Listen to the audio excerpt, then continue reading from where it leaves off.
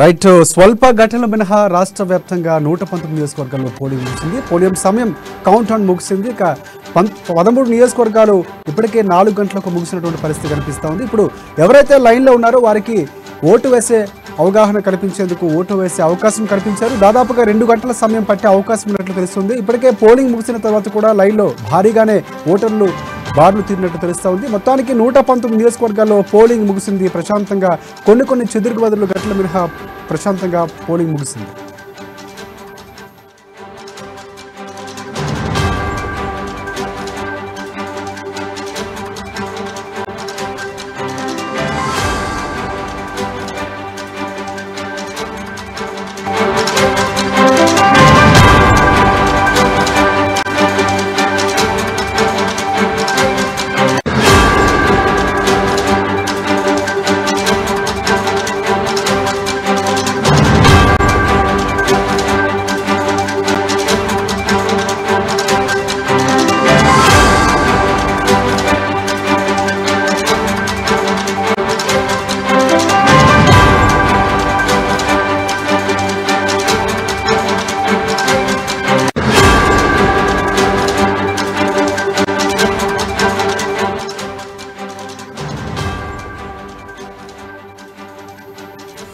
Right స్వల్ప ఘటనలు మినహా తెలంగాణలో 119 నియోజకవర్గాలకు ఎన్నికలు ముగిస్తాయి.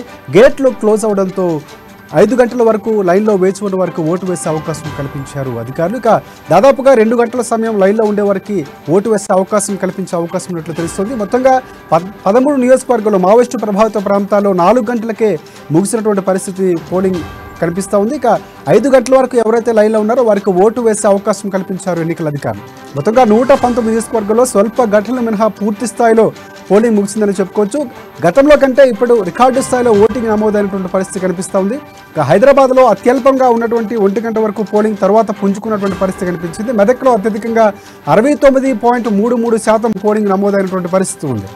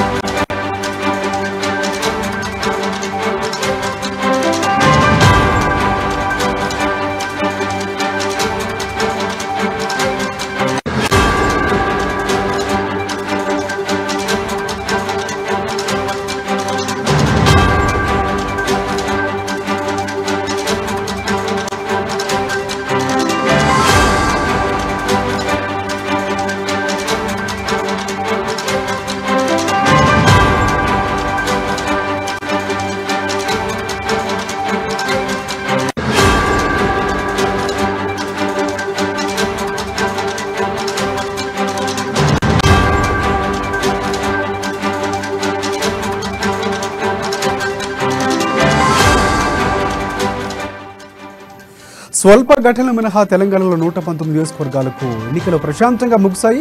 ఇక 13 మావోయిస్టు ప్రభావిత ప్రాంతాల్లో 4 గంటలకే పోలింగ్ ముగించారు అధికారులు. ఇక 5 గంటల వరకు పూర్తి స్థాయిలో పోలింగ్ జరిగింది. ఇక 5 గంటల వరకు లైన్లో వేచి ఉన్న వారికి ఓటు వేసే హక్కును కల్పించారు అధికారులు. ఇక పూర్తి స్థాయిలో మనం చూస్తున్న విజువల్స్లో అమా న్యూస్లో ఇప్పటికే గేట్స్ క్లోజ్ అవుతున్నటువంటి పరిస్థితి కనిపిస్తూ ఉంది.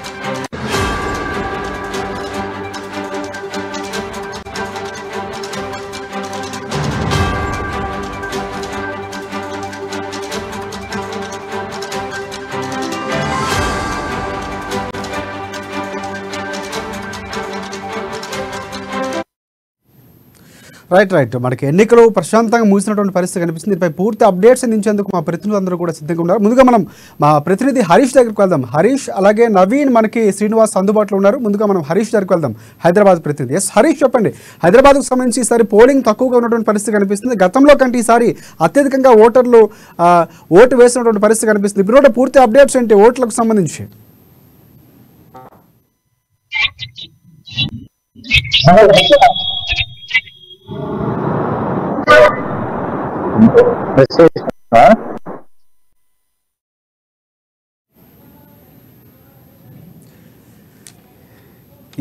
నిజామాబాద్ మా ప్రతినిధి నవీన్ ఉన్నారు. నిజామాబాద్కు సంబంధించి పోలింగ్ ఎలా జరిగింది, అక్కడ పూర్తిగా భద్రతా ఏర్పాట్లు కానీ లేకపోతే అక్కడ ఉన్నటువంటి ఓటర్ల చైతన్యం ఎలా ఉంది, పోలింగ్ సంబంధించిన పూర్తి అప్డేట్స్ ఏంటి చెప్పండి నవీన్. Thank you Rajasekhar. నిజామాబాద్ జిల్లాలో ఇటు ఎన్నికల సర్వేకి సంబంధించి కీలక ఘట్టం ముగిసిందని చెప్పొచ్చు.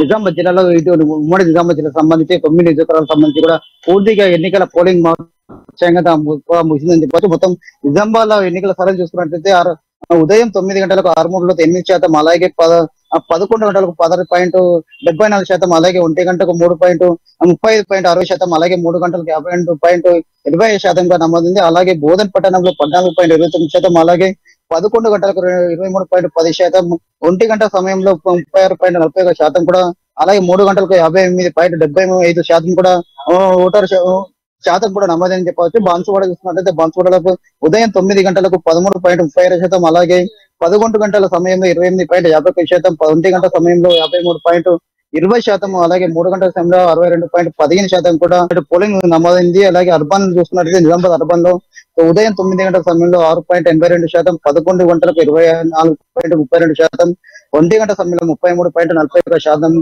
అలాగే 3 గంటల సమయంలో 46.11% కూడా నమోదైంది. అయితే రూరల్ లో 8.74%, అలాగే 11 గంటల సమయంలో 22.80%, అలాగే 1 గంట సమయంలో 43.38%, 3 గంటల సమయంలో 60.83% కూడా నమోదైంది. బాలకొండ నియోజకవర్గంలో అక్కడ వేముల ప్రశాంత్ రెడ్డి బరిలో ఉన్నారు. దాంతో పాటు కాంగ్రెస్ పార్టీ తరఫున సునీల్ రెడ్డి కూడా బరిలో ఉన్నారు. అక్కడ సరళి చూస్తున్నట్టు 9 గంటలకు 7.30%, అలాగే 11 గంటలకు 14.65% ఓటర్లు నమోదైంది. అలాగే 1 గంట సమయంలో 38.90%, అలాగే 3 గంటల సమయంలో 62.20% కూడా నమోదైంది.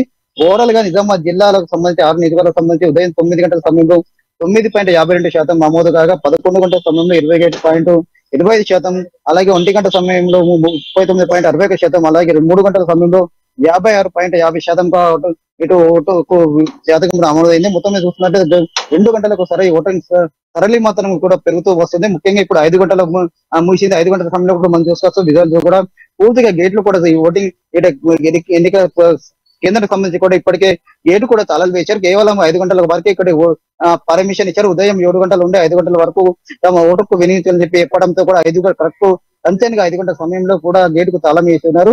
లోపల ఎవరైతే ఉన్నారో ఓటర్లు వాళ్ళకి మాత్రమే ఓటు హక్కు వినియోగించేందుకు అవకాశం ఉంది. అయితే కామారెడ్డి జిల్లా చూసుకున్నట్లయితే కామారెడ్డిలో 9 గంటల మొత్తం ఓవరాల్ చూసినట్లయితే కామారెడ్డి. నవీన్ మళ్ళీ మనం మాట్లాడదాం మెదక్ సంబంధించినటువంటి పూర్తి డీటెయిల్స్ అందించడానికి. మనం మళ్ళీ మాట్లాడదాం. వరంగల్ నుంచి మా ప్రతినిధి స్వామి మనకి అందుబాటులో ఉన్నారు. స్వామి చెప్పండి, వరంగల్కు సంబంధించినటువంటి పోలింగ్ సరళి ఎలా జరిగింది, ఓటింగ్ శాతం ఎలా ఉంది, అక్కడ పూర్తి స్థాయిలో చెదురుమదురు గట్ల ఏమైనా జరిగినటువంటి పరిస్థితి ఉందా? రైట్ రాజశేఖర్, ఉమ్మడి వరంగల్ జిల్లా వ్యాప్తంగా కూడా 12 నియోజకవర్గాల్లో కూడా ఎలక్షన్ అయితే సాఫీగా జరిగిందని చెప్పుకోవచ్చు. అక్కడ పలు చోట్ల అంటే మహబూబాబాద్, ములుగు జిల్లా, భూపాలపల్లి జిల్లాలో కూడా మావోయిస్టు ప్రభావిత ప్రాంతాలు కాబట్టి 4 గంటలకే అక్కడ పోలింగ్ ముగిసింది. మొత్తం మిగతా 9 జిల్లాలలో కూడా మొత్తం నియోజకవర్గాల్లో సాఫీగా జరిగిందని చెప్పుకోవచ్చు. అక్కడక్కడ అంటే ఇటు జనగామ జిల్లా సంబంధించింది, మహబూబాబాద్ జిల్లా, పరకాల నియోజకవర్గాల్లో కూడా మొత్తానికి కొన్ని చోట్ల కూడా అంటే కొన్ని ఈవీఎంలు ఉదయంలో అంటే మాకు పోలింగ్ అప్పుడు కూడా మొరాయించాయని చెప్పుకోవచ్చు. ఆ మొరాయించడంతో కూడా కొంత మేరకు కూడా అక్కడ పరిస్థితుల ప్రభావంతో కూడా కొన్ని మళ్ళా స్టోర్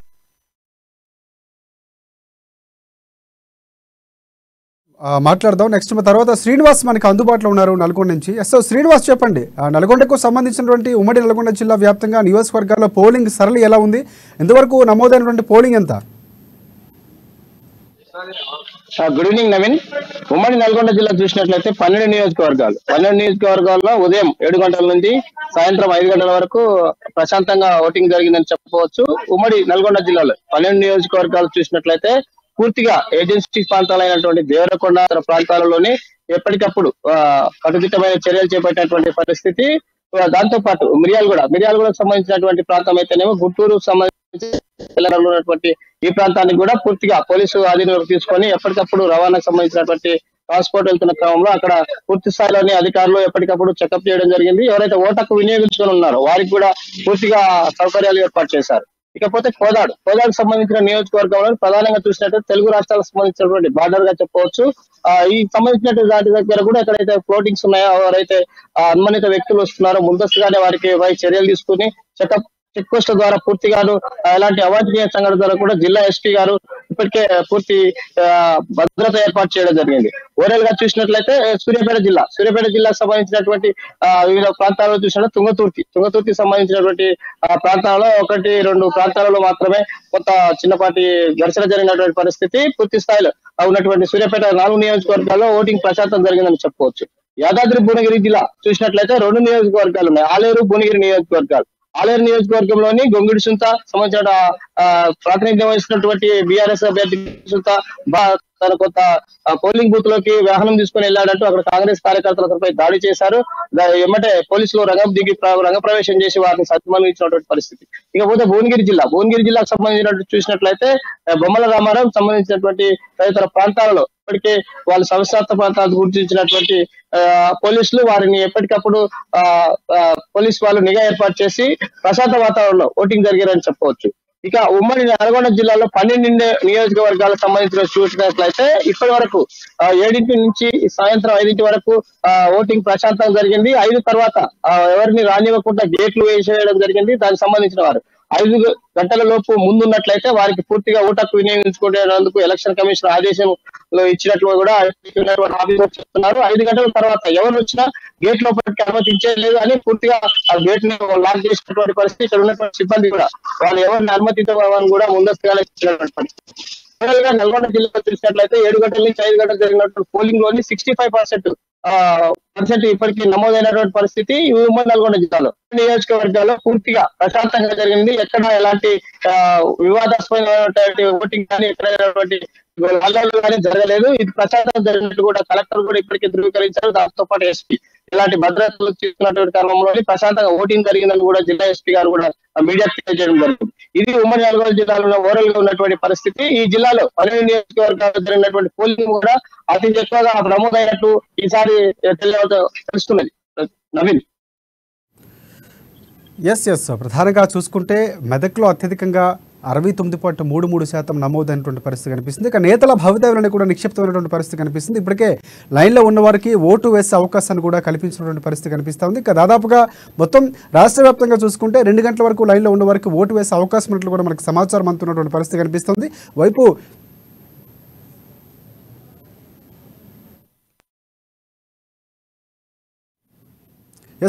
ఓవరాల్గా హైదరాబాద్కు సంబంధించి పూర్తి స్థాయిలో రాష్ట్రం సంబంధించినటువంటి ఓట్ల సరళి ఎలా ఉంది, పోలింగ్ శాతాలు ఎలా ఉన్నాయి, దీనిపై పూర్తి అప్డేట్స్ అందిస్తారు మా హైదరాబాద్ బ్యూరో ప్రణయ్ అందిస్తారు. ప్రణయ్ చెప్పండి. ప్రధానంగా చూసుకుంటే ఓట్లు ముందు నుంచి కూడా చూసుకుంటే 1 గంట వరకు పూర్తి స్థాయిలో హైదరాబాద్ లాంటి ప్రాంతంలో ఓట్ల సరళి తగ్గినటువంటి పరిస్థితి కనిపిస్తుంది. ఈసారి చూసుకుంటే గతంలో కంటే ఈసారి ఎక్కువగా ఓటింగ్ పోల్ నమోదైనటువంటి పరిస్థితి ఉంది. సో మొత్తానికి ఓవరాల్గా ఈసారి ఎన్నికలు ఎలా జరిగాయనుకోవచ్చు, పోలింగ్ సరళికి సంబంధించినటువంటి పూర్తి అప్డేట్స్ ఏంటి?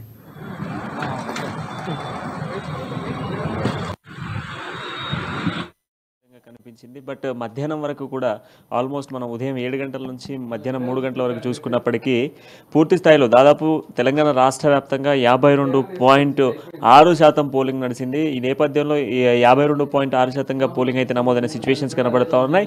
ఇక 3 తర్వాత జరిగినటువంటి పోలింగ్కి సంబంధించి దాదాపు 13 నియోజకవర్గాలకు సంబంధించిన నేపథ్యంలో 13 నియోజకవర్గాలలో ఆల్మోస్ట్ సాయంత్రం 4 గంటల సమయానికి అయితే పోలింగ్ ముగిసిన సిచ్యువేషన్స్ ఉన్నాయి. మరికొన్ని నియోజకవర్గాలు సాయంత్రం 5 గంటలకు ముగిసిన సిచ్యువేషన్స్ ఉన్నాయి. అంటే టోటల్ 119 నియోజకవర్గాలకు గాను సాయంత్రం 5 గంటల వరకు పూర్తి స్థాయిలో కూడా పోలింగ్ ముగిసింది అనే చెప్పుకోవాలి. అయితే దీంట్లో భాగంగా కొన్ని నియోజకవర్గాలకు సంబంధించి ఒకేసారి సాయంత్రము 4:30 నుంచి 5 గంటల సమయానికి పెద్ద ఎత్తున కూడా చాలామంది ప్రజలు ఓటును వినియోగించుకునేందుకు చివరి క్షణంలోనైనా తమ ఓటును వినియోగించుకునేందుకు పోలింగ్ కేంద్రాలకు బారులుదేరినట్టుగా తెలుస్తుంది. అండ్ ప్రధానంగా మనం చూసుకుంటే దీంట్లో ఆదిలాబాద్, ఖానాపూర్, నిర్మల్, బోధన్తో పాటుగా మొదలతో పాటు వరంగల్ ఈస్ట్లో పెద్ద ఎత్తున కూడా జనాలంతా కూడా వాళ్ళ ఓటును వినియోగించుకోవడానికి పెద్ద ఎత్తున వచ్చిన సిచ్యువేషన్స్ కనబడతా ఉన్నాయి.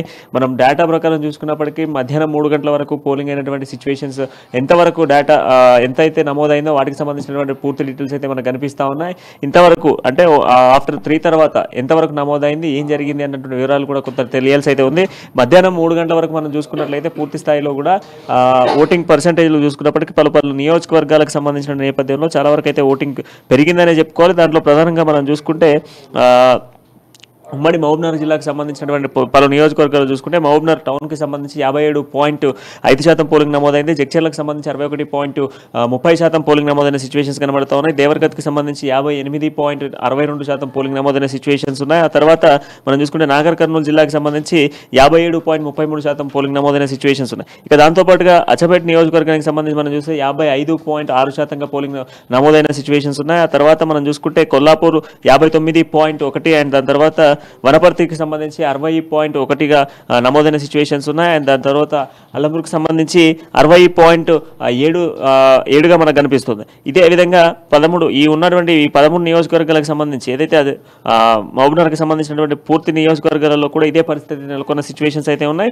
ఓవరాల్గా మనం చూసుకుంటే కల్వకుర్తికి సంబంధించి 60.1% నమోదైన సిచ్యువేషన్ ఉన్నాయి. షాద్నగర్లో 57.37% ఉంది. అండ్ దాంతోపాటుగా కొడంగల్లో చూసుకున్నట్లయితే కొడంగల్లో 61.4% పోలింగ్ నమోదైన సిచ్యువేషన్స్ ఉన్నాయి. నారాయణగిరిలో 55.4, అదేవిధంగా మత్కల్కి సంబంధించి 58.86% అయితే నమోదైంది. గద్వాల్కి సంబంధించి 65.45% నమోదైన సిచ్యువేషన్స్ అయితే కనబడుతున్నాయి. ఇది ఓవరాల్ మహబూబ్నగర్ జిల్లాకు సంబంధించినటువంటి నియోజకవర్గాలలో మనకు మధ్యాహ్నం 3 గంటల వరకు కనిపిస్తున్నటువంటి పూర్తి పోలింగ్ డీటెయిల్స్ అయితే మనకు ఈ విధంగా కనిపిస్తూ ఉన్నాయి. ఇక ఆ తర్వాత మనం చూసుకుంటే ఇంకొన్ని నియోజకవర్గాలకు వెళ్ళినప్పటికీ మనకు మంచిర్యాల జిల్లాలో మధ్యాహ్నం 3 గంటల వరకు చూసుకునేప్పటికీ 59.16%గా నమోదైనట్టుగా తెలుస్తుంది. ఇక ఆదిలాబాద్లో మనం చూసుకుంటే ఆదిలాబాద్లో ఓవరాల్గా 62.34%గా మధ్యాహ్నం 3 గంటల వరకు నమోదైన సిచ్యువేషన్స్ అయితే ఉన్నాయి. ఆ తర్వాత మనం చూసుకుంటే యాదాద్రి ఏదైతే భద్రాచలానికి సంబంధించి మనం చూసుకుంటే 58.38%గా కనబడుతూ ఉంది. ఇక హనుమకొండ నియోజకవర్గానికి సంబంధించి 49% ఉంది.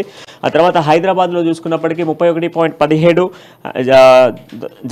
జగిత్యాల 58.64, భూపాలపల్లి 64.30, జనగాం 62.24, గజ్వెల్కి సంబంధించి 64.45, కామారెడ్డి 59.6, ఇక కరీంనగర్కి సంబంధించి మనం చూసుకుంటే 56.4, ఖమ్మంకి సంబంధించి 63.62%గా నమోదైంది. ఆసిఫాబాద్కి సంబంధించి 59.62%గా నమోదైన సిచ్యువేషన్స్ కనబడతా ఉన్నాయి. ఆ తర్వాత మహబూబ్నగర్కి సంబంధించి చూసుకున్నప్పటికీ 65.5%గా నమోదైన సిచ్యువేషన్స్ అయితే కనబడతా ఉన్నాయి. మెదక్కి సంబంధించి 69.33% పోలింగ్ నమోదైన సిచ్యువేషన్స్ అయితే ఉన్నాయి. ఇక మేడ్చల్ నియోజకవర్గానికి సంబంధించి మనం చూసుకున్నట్లయితే 38.27%గానే పోలింగ్ నమోదైంది. ములుగు జిల్లా అదొక ట్రైబల్ ఏరియా అయినప్పటికీ కొంత వివిధ ప్రాంతాల నుంచి గూడాల నుంచి వచ్చేటువంటి ప్రజలు కూడా తమ ఓటును హక్కును వినియోగించుకునేందుకు దాదాపు కూడా 67.84%గా నమోదైన సిచ్యువేషన్స్ అయితే కనబడతా ఉన్నాయి. ఇక నల్గొండకి సంబంధించి మనం చూసుకున్నట్లయితే 59.98%గా నమోదైన సిచ్యువేషన్స్ అయితే కనబడతా ఉన్నాయి. నిర్మల్లో దాదాపు కూడా చూసుకుంటే 60.38%గా ఉంది. నిజామాబాద్లో 56.50%గా కనబడతా ఉంది. పెద్దపల్లి 59.23, సిరిసిల్లలో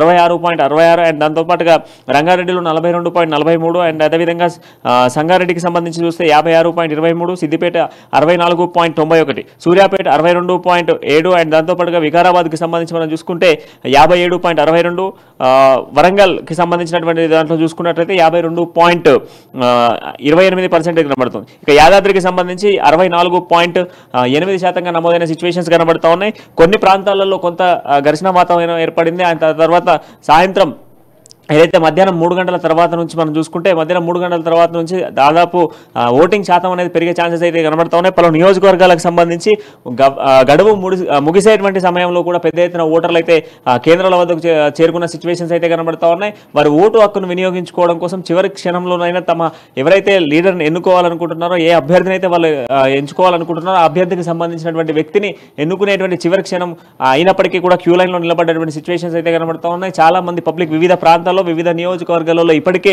పోలింగ్ కేంద్రాల వద్దకు వెళ్ళిన సిచ్యువేషన్స్ కనబడతా ఉన్నాయి. మనం కొన్ని నియోజకవర్గాలకు సంబంధించి మనం చూసుకుంటాం. మొదట్లో మనం చెప్పుకున్నటువంటి ఆదిలాబాద్, ఖానాపూర్, నిర్మల్, బోధన్ అండ్ దాంతో పాటుగా మత్కల్కి సంబంధించి కావచ్చు, వరంగల్కి సంబంధించిన నియోజకవర్గాలలో ఇప్పటికే వందలాది మంది పబ్లిక్ అంతా కూడా క్యూ లైన్లో నిలబడుతున్న సిచ్యువేషన్స్ కనబడతా ఉన్నాయి. మంచిర్యాలతో పాటుగా పెద్దపల్లి నియోజకవర్గంలో కూడా ఇప్పటికే ఇదే సిచ్యువేషన్స్ అయితే కనబడుతున్న సిచ్యువేషన్స్ అయితే కనబడుతూ ఉన్నాయి.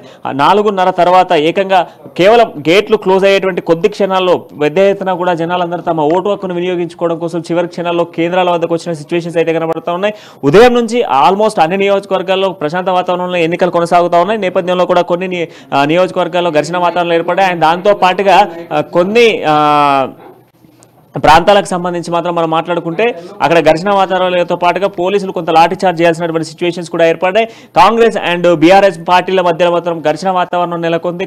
కొన్ని ప్రాంతాల్లో పోలీసులు లాఠీ చార్జ్ చేసి వాళ్ళని తరిమేసేటువంటి ప్రయత్నం చేసినటువంటి సిచ్యువేషన్స్ కనబడా ఉన్నాయి. ఇక నిరంజన్ రెడ్డి ఏదైతే ప్రాతినిధ్యం వహిస్తున్న నియోజకవర్గంలో కూడా నిరంజన్ రెడ్డి ఏకంగా పార్టీ కండువాను వేసుకొని పోలింగ్ కేంద్రం వెళ్ళిన నేపథ్యంలో అక్కడ కాంగ్రెస్ పార్టీ నేతలంతా కూడా పెద్ద ఎత్తున హర్షం వ్యక్తం చేయడం జరిగింది. వాళ్ళందరినీ కూడా బయటికి పోలీసులు తరిమికొట్టేటువంటి ప్రయత్నం చేశారు. ఏదైతే ప్రాబ్లమేటిక్ గా ఉన్నటువంటి ఏరియాస్ ఏవైతే ఉన్నాయో ఆ నియోజకవర్గాలకు సంబంధించినటువంటి మనం మొదటగా చూసుకున్నటువంటి 13 నియోజకవర్గాలు కావచ్చు, అదేవిధంగా మావోయిస్ట్ ప్రభావితం ఉన్నటువంటి 13 నియోజకవర్గాలకు సంబంధించిన నేపథ్యంలో కూడా పోలీసులు ఎప్పటికప్పుడు అప్రమత్తంగా ఉంటా ఉన్నారు. ఎందుకంటే మావోయిస్టులు ముందుగానే ఎన్నికలను బహిష్కరించాలి అన్నటువంటి లేఖను విడుదల చేసిన నేపథ్యంలో ఈ ఎటువంటి ప్రాబ్లం కాకుండా ఎటువంటి ఇబ్బంది నెలకొనకుండా కూడా వాళ్ళకి సంబంధించినటువంటి చర్యలు తీసుకున్న సిచ్యువేషన్స్ అయితే ప్రధానంగా కనబడుతున్నాయి. శేఖర్, ఎస్ ప్రణయ్, ప్రధానంగా చూసుకుంటే కొన్ని ప్రాంతాల్లో చాలా వరకు కూడా ఓటర్లు ఈసారి అత్యధికంగా యువత పెరిగినటువంటి దాదాపుగా 9 లక్షలకు పైగా ఓటర్లు ఈసారి యువ ఓటర్లు వచ్చినటువంటి పరిస్థితి కనిపిస్తుంది. కానీ ఎక్కడ పోలింగ్ సర్లు చూసుకుంటే చాలా వరకు హైదరాబాద్ లాంటి ప్రాంతంలో జరగకపోవడం, కొన్ని ప్రాంతాల్లో చెదురుమదురు గట్లు ఉన్నప్పుడు కూడా ప్రధానంగా నేతలు కొన్ని చోట్ల గొడవ పడినటువంటి సందర్భాలు కూడా మనం చూస్తాం. ప్రధానంగా చూసుకుంటే కవిత లాంటి వ్యక్తి చేసినటువంటి వ్యాఖ్యలపై ఇప్పటికే కాంగ్రెస్ నేతలు కంప్లైంట్ చేస్తున్నటువంటి పరిస్థితి. కానీ ఇవన్నీ ఎలా చూడొచ్చు అంటారు? అంటే ఇప్పుడు ఉన్నటువంటి పోలింగ్ సర్లు చూసుకుంటే ఇన్ని రోజులు ఉన్నటువంటి నేపథ్యంలో ఈసారి పెరిగినటువంటి పరిస్థితి కనిపిస్తుంది. అంటే యువత ఎవరైతే వచ్చారో ఎక్కువగా దాదాపుగా 9 లక్షల పైగా ఉన్నటువంటి ఓటర్లు కూడా ప్రభావం ఉండే అవకాశం కనిపిస్తుంది. ఓటింగ్ శాతం పెరగడం అనేది పార్టీలు కలిసి వచ్చే అవకాశంగా అనుకోవచ్చా మనం?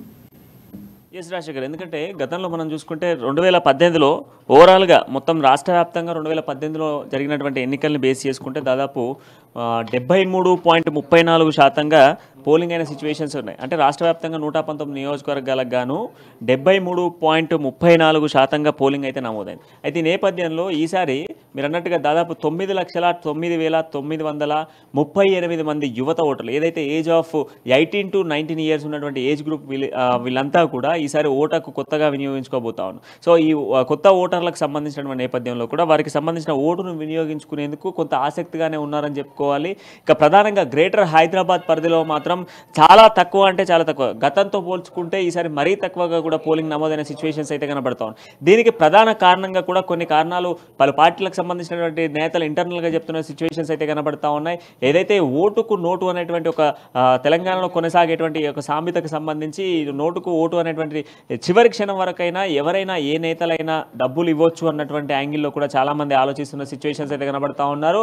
ప్రధానంగా మనం చూసుకుంటే కొన్ని నియోజకవర్గాలకు సంబంధించి రాత్రి సమయాలలో డబ్బులు పంపిణీ చేసేటువంటి కార్యక్రమం ఉన్న నేపథ్యంలో ఆ కార్యక్రమాల్లో భాగంగా పోలీసులు అడ్డుకట్ట వేయడం జరిగింది. అదేవిధంగా కేంద్ర బలగాలు కూడా అప్పటికే ప్రాంతాలకు, అంటే మన తెలంగాణ రాష్ట్రంలో ఉన్నటువంటి పలు రెస్ట్రిక్టెడ్ ఏరియాస్కి సంబంధించిన దాంట్లో వాళ్ళందరూ రావడంతో కొంత ప్రాబ్లమేటిక్గా ఉన్నటువంటి ప్రాంతాలకు సంబంధించి డబ్బులు పంచలేకపోయారు. ఇక ఓటర్లు ఎప్పటికీ డబ్బులు ఎవరైనా పంచవచ్చు, చివరి క్షణం వరకు వెయిట్ చేద్దామన్నటువంటి ఆలోచనతో చాలామంది కూడా వెయిట్ చేస్తూ ఉన్నారు. ఈ నేపథ్యంలో హైదరాబాద్లో కూడా మనకు చాలా ఓటింగ్ తక్కువ శాతం అయితే కనబడుతున్న సిచ్యువేషన్స్ అయితే కనబడుతూ ఉన్నాయి.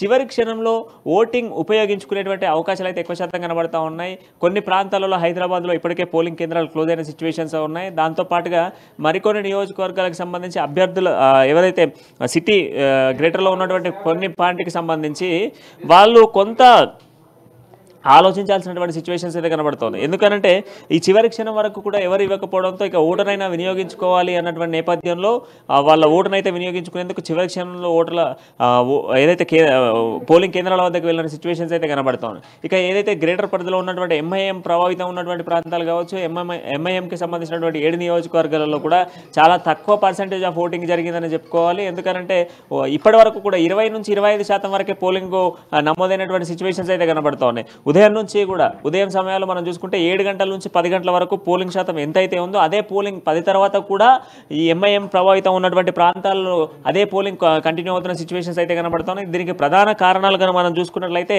కేవలం లీడర్లకు సంబంధించిన డబ్బుల పంపిణీ అనేది సరైనటువంటి సమయంలో ఏదైతే ఓటర్లకు అందకపోవడము అండ్ దాంతోపాటుగా చాలా ఎస్ ప్రణయ్ మళ్ళీ మాట్లాడదాం. నెక్స్ట్ ఇప్పుడు మనకి మహబూబ్ నగర్ నుంచి ప్రదీప్ అందుబాటులో ఉన్నారు. ఎస్ మహబూబ్ నగర్ సంబంధించినటువంటి పోలింగ్ సరళి ఎలా జరిగింది ప్రదీప్ చెప్పండి. ప్రధానంగా చూసుకుంటే కొన్ని చెదురుమదురు గట్టలు జరిగినటువంటి పరిస్థితి కనిపిస్తుంది. ప్రలోభాలకు ఓటర్లు ప్రలోభ పెట్టే అవకాశం ఉన్నటువంటి నేపథ్యాలు కూడా ఉన్నటువంటి పరిస్థితి కనిపిస్తుంది. అక్కడ ప్రధానంగా ఓటింగ్ శాతం ఎంత జరిగింది, ఓటింగ్ సరళి ఎలా ఉంది?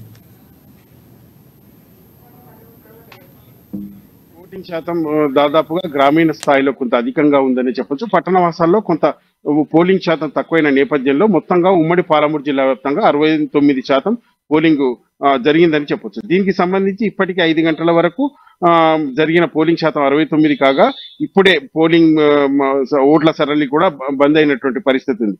అయితే ఉమ్మడి పాలమూరు జిల్లాలో అక్కడక్కడ చెదురుమదురు సంఘటనలు తప్ప పోలింగ్ మొత్తం ప్రశాంతంగా జరిగిందని చెప్పొచ్చు రాజశేఖర్. ఓటింగ్ సరళి సజావుగా సాగేందుకు అధికారులు ముందుగా చర్యలు చేపట్టిన నేపథ్యంలో చెదురుమదురు సంఘటనలు తప్ప ఓటింగ్ పూర్తిగా ప్రశాంతంగా ముగిసిందని చెప్పొచ్చు. ప్రధానంగా అచ్చంపేట నియోజకవర్గంలోని ఒంగూరు, అమరాబాద్ మండలాల్లో కొంత గోల బాలరాజును బీఆర్ఎస్ అభ్యర్థి గోల బాలరాజు అడ్డుకొని పరిస్థితి ఉంది. రాళ్లు కూడా రూకున్నారు. కాంగ్రెస్ బీఆర్ఎస్ వర్గాల మధ్య ఉమ్మడి పాలమూరు జిల్లాలో అక్కడక్కడ చెదురుమదురు సాగితే వనపర్తిలో కూడా పెద్దమందడి మండలంలోని మణిగిళ్లలో పోలీస్ అధికార బీఆర్ఎస్ పార్టీకి వత్తాసు పలుకుతున్నాడంటూ కూడా కాంగ్రెస్ నాయకులు ఆందోళన వ్యక్తం చేసినటువంటి పరిస్థితి ఉంది. మరోవైపు కొడంగల్ నియోజకవర్గంలో ఏదైతే రేగడి మైలారం, బొమ్రాజ్పేట మండలం రేగడి మైలారంలో కూడా కాంగ్రెస్ వర్సెస్ బీఆర్ఎస్ వర్గాల మధ్య కొంత ఉద్రిక్త వాతావరణం లేదు. పోలీసు ఎప్పటికప్పుడు పార్లమెంటరీ బలగాలతో సహకారంతో ఎప్పటికప్పుడు వాళ్ళని చెదరగొట్టే ప్రయత్నం అయితే చేశారు. మొత్తంగా ఉమ్మడి పాలమూరు జిల్లాలో గ్రామీణ ప్రాంతాల్లో అధిక ఓటింగ్ శాతం జరిగిందంటూ ఈ ఓటింగ్ లో ఈసారి మహిళలు తర్వాత కొత్త ఓటర్లు అధికంగా పాల్గొన్నారు. ఉమ్మడి మహబూబ్నగర్ జిల్లా నుంచి వలసపోయిన ఏదైతే ఓటర్లు కూడా ఇక్కడికి వచ్చి స్వచ్ఛందంగా వచ్చి ఓట్లు వేయడం కొంత ప్రాధాన్యత సంతరించుకున్నది. అయితే అధికారులు చర్యలు చేపట్టడం వల్లే ఇటువంటి ఈ మేర ఓటింగ్ శాతం పెరిగిందని కూడా వార్తలు వినిపిస్తున్నాయి. నేపథ్యంలో ఇప్పటికే దీనికి సంబంధించి ఉమ్మడి పాలమూరు జిల్లా వ్యాప్తంగా ఓటింగ్ ముగిసిందని కూడా చెప్పొచ్చు రాజశేఖర్. రైట్ అవుట్ అండి. ఓటింగ్ సరళి ఈసారి పెరిగినటువంటి ఓటింగ్ గతంలో పోల్చుకుంటే కనుక ఇప్పుడు ఉమ్మడి మహబూబ్ నగర్ సంబంధించి పోలింగ్ ఎంతవరకు పెరిగినటువంటి పరిస్థితులు ఉన్నాయి? ఇది కలిసి వచ్చే అవకాశం అనుకోవచ్చు రాజకీయ పార్టీలకి? అయితే 2018తో పోలిస్తే ఉమ్మడి పాలమూరు జిల్లాలో ఈసారి ఓటింగ్ శాతం పెరిగింది.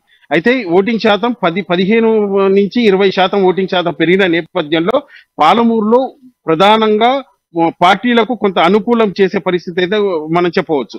ఉమ్మడి పాలమూరు జిల్లా వ్యాప్తంగా ఏదైతే అభ్యర్థులు తమ ఏదైతే ప్రచారాలు ముగిసిన నేపథ్యంలో ఈసారి ఉమ్మడి పాలమూరు జిల్లాలో కొంత విస్తృతంగా ప్రచారం చేసిన నేపథ్యంలోనే ఇటువంటి పోలింగ్ శాతం కూడా పెరిగిందని మనం చెప్పవచ్చు. మరోవైపు ప్రధానంగా యువత మహిళలు ఈసారి అధికంగా ఓటింగ్ శాతంలో పాల్గొన్నారు.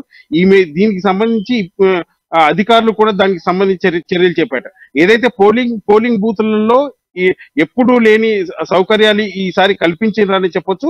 వికలాంగులకు కానీ వృద్ధులకు కానీ వీల్ చైర్లు ఏర్పాటు చేయడం, తర్వాత వాటర్ సౌకర్యం కల్పించడం, తర్వాత లైటింగ్, తర్వాత టాయిలెట్లు కూడా ఈసారి ఏర్పాటు చేసిన నేపథ్యంలో మహిళలు స్వచ్ఛందంగా తమ ఓటు హక్కును ప్రశాంత వాతావరణంలో ఓటు హక్కు వినియోగించుకున్నారు. దీనికి సంబంధించి 2018తో పోలిస్తే ఈసారి ఓటింగ్ శాతం 15 నుంచి 20% పెరిగిందని కూడా మనం చెప్పొచ్చు రాశి. ఎస్ ప్రదీప్, మళ్ళీ మనం మాట్లాడదాం. నిజామాబాద్ ఉంది, నిజామాబాద్లో నవీన్ మనకు అందుబాటులో ఉన్నారు. నవీన్, ఇందాక మనం మాట్లాడుతూ ఓటింగ్ శాతాన్ని మనం మాట్లాడుకున్నటువంటి పరిస్థితి కనిపిస్తుంది. కొన్ని ఘటనలకు సంబంధించినటువంటి చూసుకుంటే ఇక్కడ కామారెడ్డి లాంటి ప్రాంతాల్లో కూడా చెదురుమదురు ఘటనలు జరిగినటువంటి పరిస్థితి కనిపిస్తుంది. ముఖ్యమంత్రి కేసీఆర్ పోటీ కానీ లేకపోతే రేవంత్ రెడ్డి పోటీ నేపథ్యంలో అక్కడ ఉద్రిక్తమైన కొన్ని వాతావరణ పరిస్థితులు ఏర్పడడం, పోలీసులు దాన్ని చక్కదిద్దే ప్రయత్నం చేస్తున్నటువంటి పరిస్థితి కనిపిస్తుంది. దానికి సంబంధించినటువంటి అప్డేట్స్ ఏమైనా ఉన్నాయా? ప్రధానంగా కామారెడ్డి సీఎం కేసీఆర్ అభ్యర్థిగా పోటీలో దాంతో పాటు కాంగ్రెస్ అభ్యర్థిగా టీపీసీసీ అధ్యక్షుడు రేవంత్ రెడ్డి కూడా రాష్ట్ర ఉద్రిక్త పరిస్థితి నెలకొందని చెప్పారు. రేవంత్ రెడ్డి తమ్ముడు కొండలరెడ్డిపై కూడా బీఆర్ఎస్ నాయకులు కూడా దాడి అక్కడ గొడవకు దిగిన పరిస్థితి. కొండలరెడ్డి డబ్బులు పంచాలని చెప్పి కూడా అక్కడ ఉన్నటువంటి కాంగ్రెస్ పార్టీ కార్యకర్తలు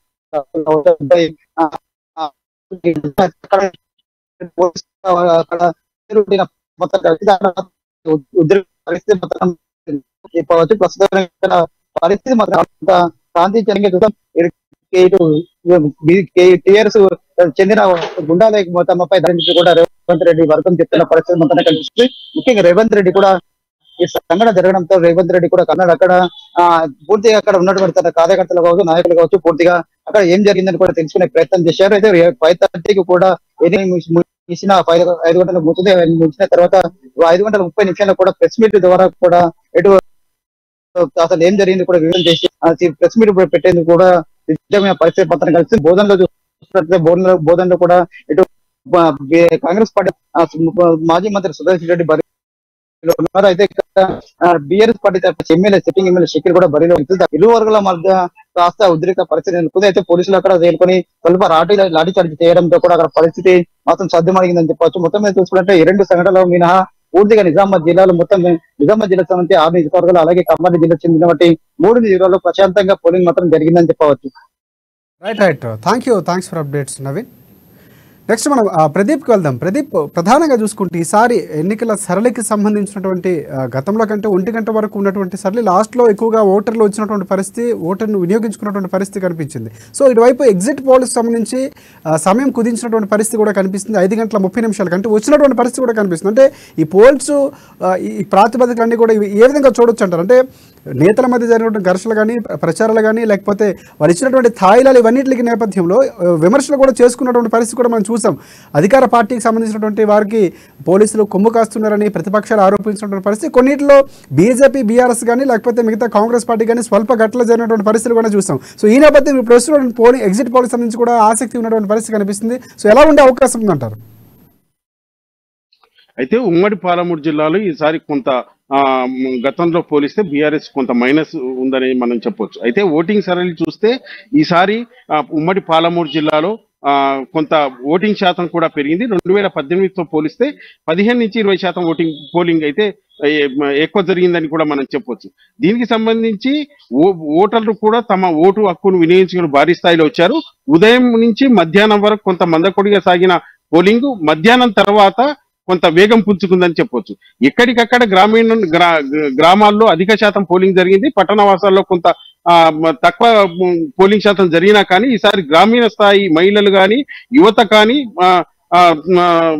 భారీ ఎత్తున పోలింగ్ బూత్ కు వచ్చి తమ ఓటు హక్కును వినియోగించుకున్న పరిస్థితి ఉంది. అయితే దీనికి సంబంధించి ఏదైతే బీఆర్ఎస్ పార్టీ, కాంగ్రెస్ పార్టీ, తర్వాత బీజేపీ పార్టీలు ఏదైతే అధికార బీఆర్ఎస్ పార్టీ ప్రలోభాలకు గురి చేస్తుందన్న నేపథ్యంతో కాంగ్రెస్ పార్టీ అక్కడక్కడ అడ్డుకోవడం అయితే జరిగింది. కొన్ని ఏదైతే అచ్చంపేట నియోజకవర్గంలో రాళ్లు రూపుకున్న పరిస్థితి ఉంది, అభ్యర్థులను కూడా అడ్డుకున్న పరిస్థితి అయితే ఉమ్మడి పాలమూరు జిల్లాలో కొనసాగింది. అయితే దీనికి సంబంధించి పోలీసులు ఎప్పటికప్పుడు అప్రమత్తమై ఎప్పటికప్పుడు నేతలను శాంతింపజేస్తూ అయిపోయిందా? Right. Thanks for updates Pradeep. Next మనం మా హైదరాబాద్ బ్యూరో ప్రణయ్ దగ్గరికి వెళ్దాం. ప్రణయ్, చూసుకుంటే కనుక ముందు నుంచి కూడా ఈ బాక్సులు తరలింపు ప్రధానంగా ఉన్నటువంటి చాలా ముఖ్యమైనటువంటి స్ట్రాంగ్ రూమ్లో భద్రపరచాల్సిన అవసరం ఉంది. సో దానికి సంబంధించినటువంటి ప్రక్రియ ఎలా జరుగుతుందో ఓపీ ఎగ్జిట్ పోల్స్ కూడా చాలా ఆసక్తి రేపుతున్నటువంటి పరిస్థితి కనిపిస్తుంది. ముందు నుంచి కూడా ఒపీనియన్ పోల్స్లో ఇప్పటికే కాంగ్రెస్ పార్టీ కొన్ని అనుకూలంగా ఉన్నట్టు, కొన్ని బీఆర్ఎస్ పార్టీకి అనుకూలంగా ఉన్నటువంటి పరిస్థితి కనిపిస్తుంది. సో ఇప్పుడు ఈ ఎగ్జిట్ పోల్స్ చాలా ప్రధానంగా ఉన్నటువంటి పరిస్థితి ఇప్పటికే మనకు వస్తున్నటువంటి మీడియా కానీ లేకపోతే మిత్రత సంస్థలు చేస్తున్న కూడా కాంగ్రెస్ పార్టీకి కొన్ని అనుకూలంగా వస్తున్నటువంటి ఇప్పుడే వార్తలు వస్తున్నటువంటి పరిస్థితి కనిపిస్తుంది. ప్రధానంగా స్ట్రాంగ్ రూమ్ కి తరలిస్తున్నటువంటి భద్రత ఏదైతే నిక్షిప్తం చేసినటువంటి ఓటర్ల భవితవ్యాలకు సంబంధించినటువంటి అప్డేట్స్ ఏంటి?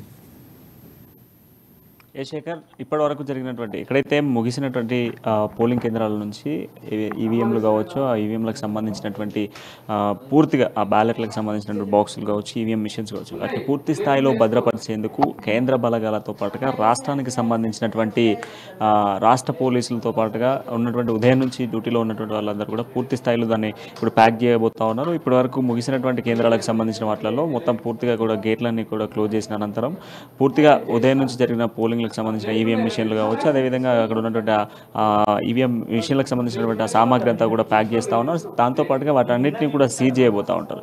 సో ఈరోజు సాయంత్రం ఇప్పుడు జరుగుతున్నటువంటి ఈ ప్రక్రియలో భాగంగా ఇప్పుడు ప్రస్తుతం వాటికి సంబంధించినటువంటి పూర్తి భద్రతలో భాగంగా వాటిని ప్యాక్ చేయబోతా ఉన్నారు. ప్యాక్ చేసిన అనంతరం కూడా సేఫ్గా వాటినన్నింటినీ కూడా స్ట్రాంగ్ రూమ్కి తీసుకెళ్ళబోతారు. స్ట్రాంగ్ రూమ్కి తీసుకెళ్ళిన తర్వాత అక్కడ కూడా పూర్తిగా భద్రత ఏర్పాటు చేయబోతా ఉన్నారు. అయితే ఆ భద్రతకు సంబంధించిన విషయంలో కూడా కేంద్రానికి సంబంధించినటువంటి ఉన్నత అధికారులతో పాటుగా రాష్ట్ర పోలీస్ శాఖకు సంబంధించినటువంటి ఉన్నత అధికారులు కూడా ఇందులో ఉండడం ప్రధానంగా మనకు కనబడతాం. ఇక దాంతో పాటుగా ఇంతకుముందు మీరు అన్న ఎగ్జిట్ పోల్స్ని బేస్ చేసుకుంటే కూడా కొంత పలు మీడియా సంస్థలు చెప్తున్నటువంటి ఎగ్జిట్ పోల్ని బేస్ చేసుకుంటే మాత్రము ఖచ్చితంగా కూడా 10 స్థానాలలో బీజేపీ కనబడతా ఉంది ఒక మీడియా సంస్థకు సంబంధించి.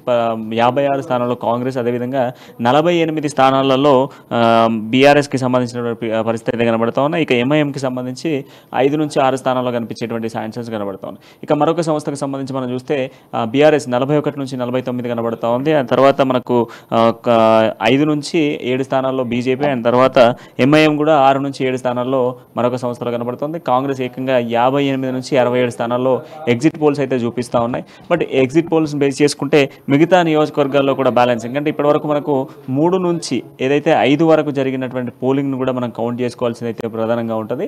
సో 3 నుంచి 5 వరకు జరిగినటువంటి పోలింగ్కి సంబంధించినటువంటి డీటెయిల్స్ కూడా మనకు రావాల్సి అయితే ఉంది. సో దీనికి సంబంధించినటువంటి డీటెయిల్స్ వచ్చేంత వరకు కూడా మనం కొంత క్లారిటీ అయితే చెప్పలేము. అండ్ కొన్ని సంస్థలు చెప్తున్న దాన్ని బేస్ చేసుకుంటే బీఆర్ఎస్కి సంబంధించి 40 నుంచి 55, అండ్ దాని తర్వాత కాంగ్రెస్ 48 నుంచి 64 స్థానాలు అని చెప్పేసి కూడా చెప్తా ఉన్నారు. బట్ ఒక్కొక్క సర్వే స్టాటిస్టిక్స్ టీమ్స్ చెప్తున్నటువంటి నేపథ్యంలో కూడా పలు ప్రాంతాలకు సంబంధించినటువంటి నేపథ్యంలో ప్రభావితం ఉండేటువంటి ఛాన్సెస్ ఉన్నాయని చెప్తా ఉన్నారు. బట్ ఇప్పుడు ఉన్నటువంటి సిచ్యువేషన్స్లో ఇప్పటికి దాదాపు 30 నియోజకవర్గాలలో ఇంకా పోలింగ్ కంటిన్యూ అవుతుంది. ఎందుకంటే బ్యాలెన్సింగ్గా చాలామంది పోలింగ్ కేంద్రాలలో చాలామంది ఉన్నారు. ఆ పోలింగ్ కేంద్రాలలో ఉన్నటువంటి వాళ్ళందరికీ సంబంధించినటువంటి నేపథ్యంలో వాళ్ళందరూ ఓటు వినియోగించుకున్నంత వరకు కూడా ఎలక్షన్ నడుస్తూనే ఉంటుంది. ఏ రాత్రి అయినప్పటికీ కూడా వాళ్ళకి సంబంధించిన పోలింగ్ పూర్తయ్యేంత వరకు, చివరి ఓటు కూడా వేసేంత వరకు కూడా ఈవీఎం మిషన్లు, అదేవిధంగా ఓటింగ్ కేంద్రాల్లో ఉన్నటువంటి పోలింగ్ కంటిన్యూ అవడం ఖచ్చితంగా ఉంటుంది. మిగతా ఏదైతే పోలింగ్ క్లోజ్ అయినటువంటి ప్రాంతాలు కావచ్చు, ఇప్పటి వరకు క్లీన్గా మొత్తం పూర్తి స్థాయిలో ఓటింగ్ అయినటువంటి ప్రాంతాల్లో మాత్రము పూర్తిగా కూడా ఈవీఎంలను భద్రతగా కూడా తీసుకెళ్లేందుకు ప్రయత్నాలు చేయబోతా ఉన్నారు. వాటిని పూర్తి స్థాయిలో కూడా స్ట్రాంగ్ రూమ్లో భద్రపరచబోతా ఉన్నారు. సో భద్రపరిచినటువంటి వారికి సంబంధించినటువంటి ఆ బ్యాలెట్లు కావచ్చు, అదేవిధంగా ఈవీఎంకి సంబంధించిన మెషిన్స్ కావచ్చు, ఇవన్నీ కూడా ఆదివారం ఉదయం నుంచి ఓపెన్ కాబోతూ ఉంటాయి. పూర్తిగా కూడా పోలీసులు, అదేవిధంగా ఉన్నత అధికారులతో పాటుగా సీసీ కెమెరాల పర్యవేక్షణలో పూర్తి స్థాయిలో కూడా వాటిని ఓపెన్ చేయబోతూ ఉన్నారు. ఈరోజు పోలింగ్ అంతా కూడా వచ్చినటువంటి ఓటర్ల సంఖ్య కావచ్చు, లేకపోతే మనం చూసుకుంటే ప్రతి ప్రాంతంలో కూడా నిఘా నేత్రాలతో, సీసీ కెమెరాలతో ప్రతి నిమిషం కూడా ఎక్కడ కూడా అలజడులు లేకుండా ఎక్కడికక్కడ కూడా సద్దుమనే విధంగా పూర్తి స్థాయిలో కూడా ఏర్పాట్లు చేయడం జరిగింది. సో దీనికి సంబంధించినటువంటి పూర్తిగా ఎంతవరకు ఓటింగ్ జరిగింది, పూర్తి స్థాయిలో తెలంగాణ రాష్ట్రంలో ఉన్నటువంటి 119 నియోజకవర్గాలకు గాను ఇప్పటికీ కొన్ని నియోజకవర్గాల్లో ఓటింగ్ కొనసాగుతుంది కనుక ఎంత పోలింగ్ జరగబోతా ఉంది, ఎంత శాతం జరిగింది, ఏ నియోజకవర్గాలలో ఎంత జరిగింది అన్నటువంటి పూర్తి క్లారిటీలో పోలింగ్ కొనసాగుతున్నటువంటి పరిస్థితి కనిపిస్తుంది. కాబట్టి పోలింగ్ శాతం ఏదైతే ఉందో పెరిగే అవకాశం ఉంది అని అనుకోవచ్చు. ఎందుకంటే ప్రధానంగా ఇప్పటికే ఈసారి మందకొడిగా సాగినటువంటి పోలింగ్ చూసుకుంటే తర్వాత 1 గంట 3 గంటల తర్వాత పూర్తి స్థాయిలో మారినటువంటి పరిస్థితి కనిపిస్తుంది. మీరు అన్నట్లు కొంతమంది తాయిలాలకు ఆశపడి లేకపోతే రాలేదన్నటువంటి ఆగిన వారందరూ కూడా ఓటు సమయం అయిపోవడంతో వెళ్ళిపోయినటువంటి పరిస్థితి కనిపిస్తుంది. అందుకే ఇంతవరకు కూడా పోలింగ్ నమోదు అవుతున్నటువంటి పరిస్థితి ఉంది అనుకోవచ్చు. మనం ప్రధానంగా 2 గంటల సమయం పట్టే అవకాశం ఉంది. దాదాపుగా 6:30-7 గంటల వరకు కూడా పోలింగ్ నమోదయ్యే అవకాశం, పోలింగ్ ప్రక్రియ జరిగే అవకాశం ఉన్నటువంటి పరిస్థితి కనిపిస్తుంది. సో ఈ నేపథ్యంలో పోలింగ్ శాతం ఈసారి ఇంకా మరికొంచెం పెరిగే అవకాశం ఉందంటారా? ఖచ్చితంగా షెడ్యూల్, ఎందుకంటే ఇంకొక 10 నుంచి 15% పోలింగ్ పెరిగేటువంటి అవకాశాలు అయితే ఖచ్చితంగా కనబడుతూ ఉన్నాయి.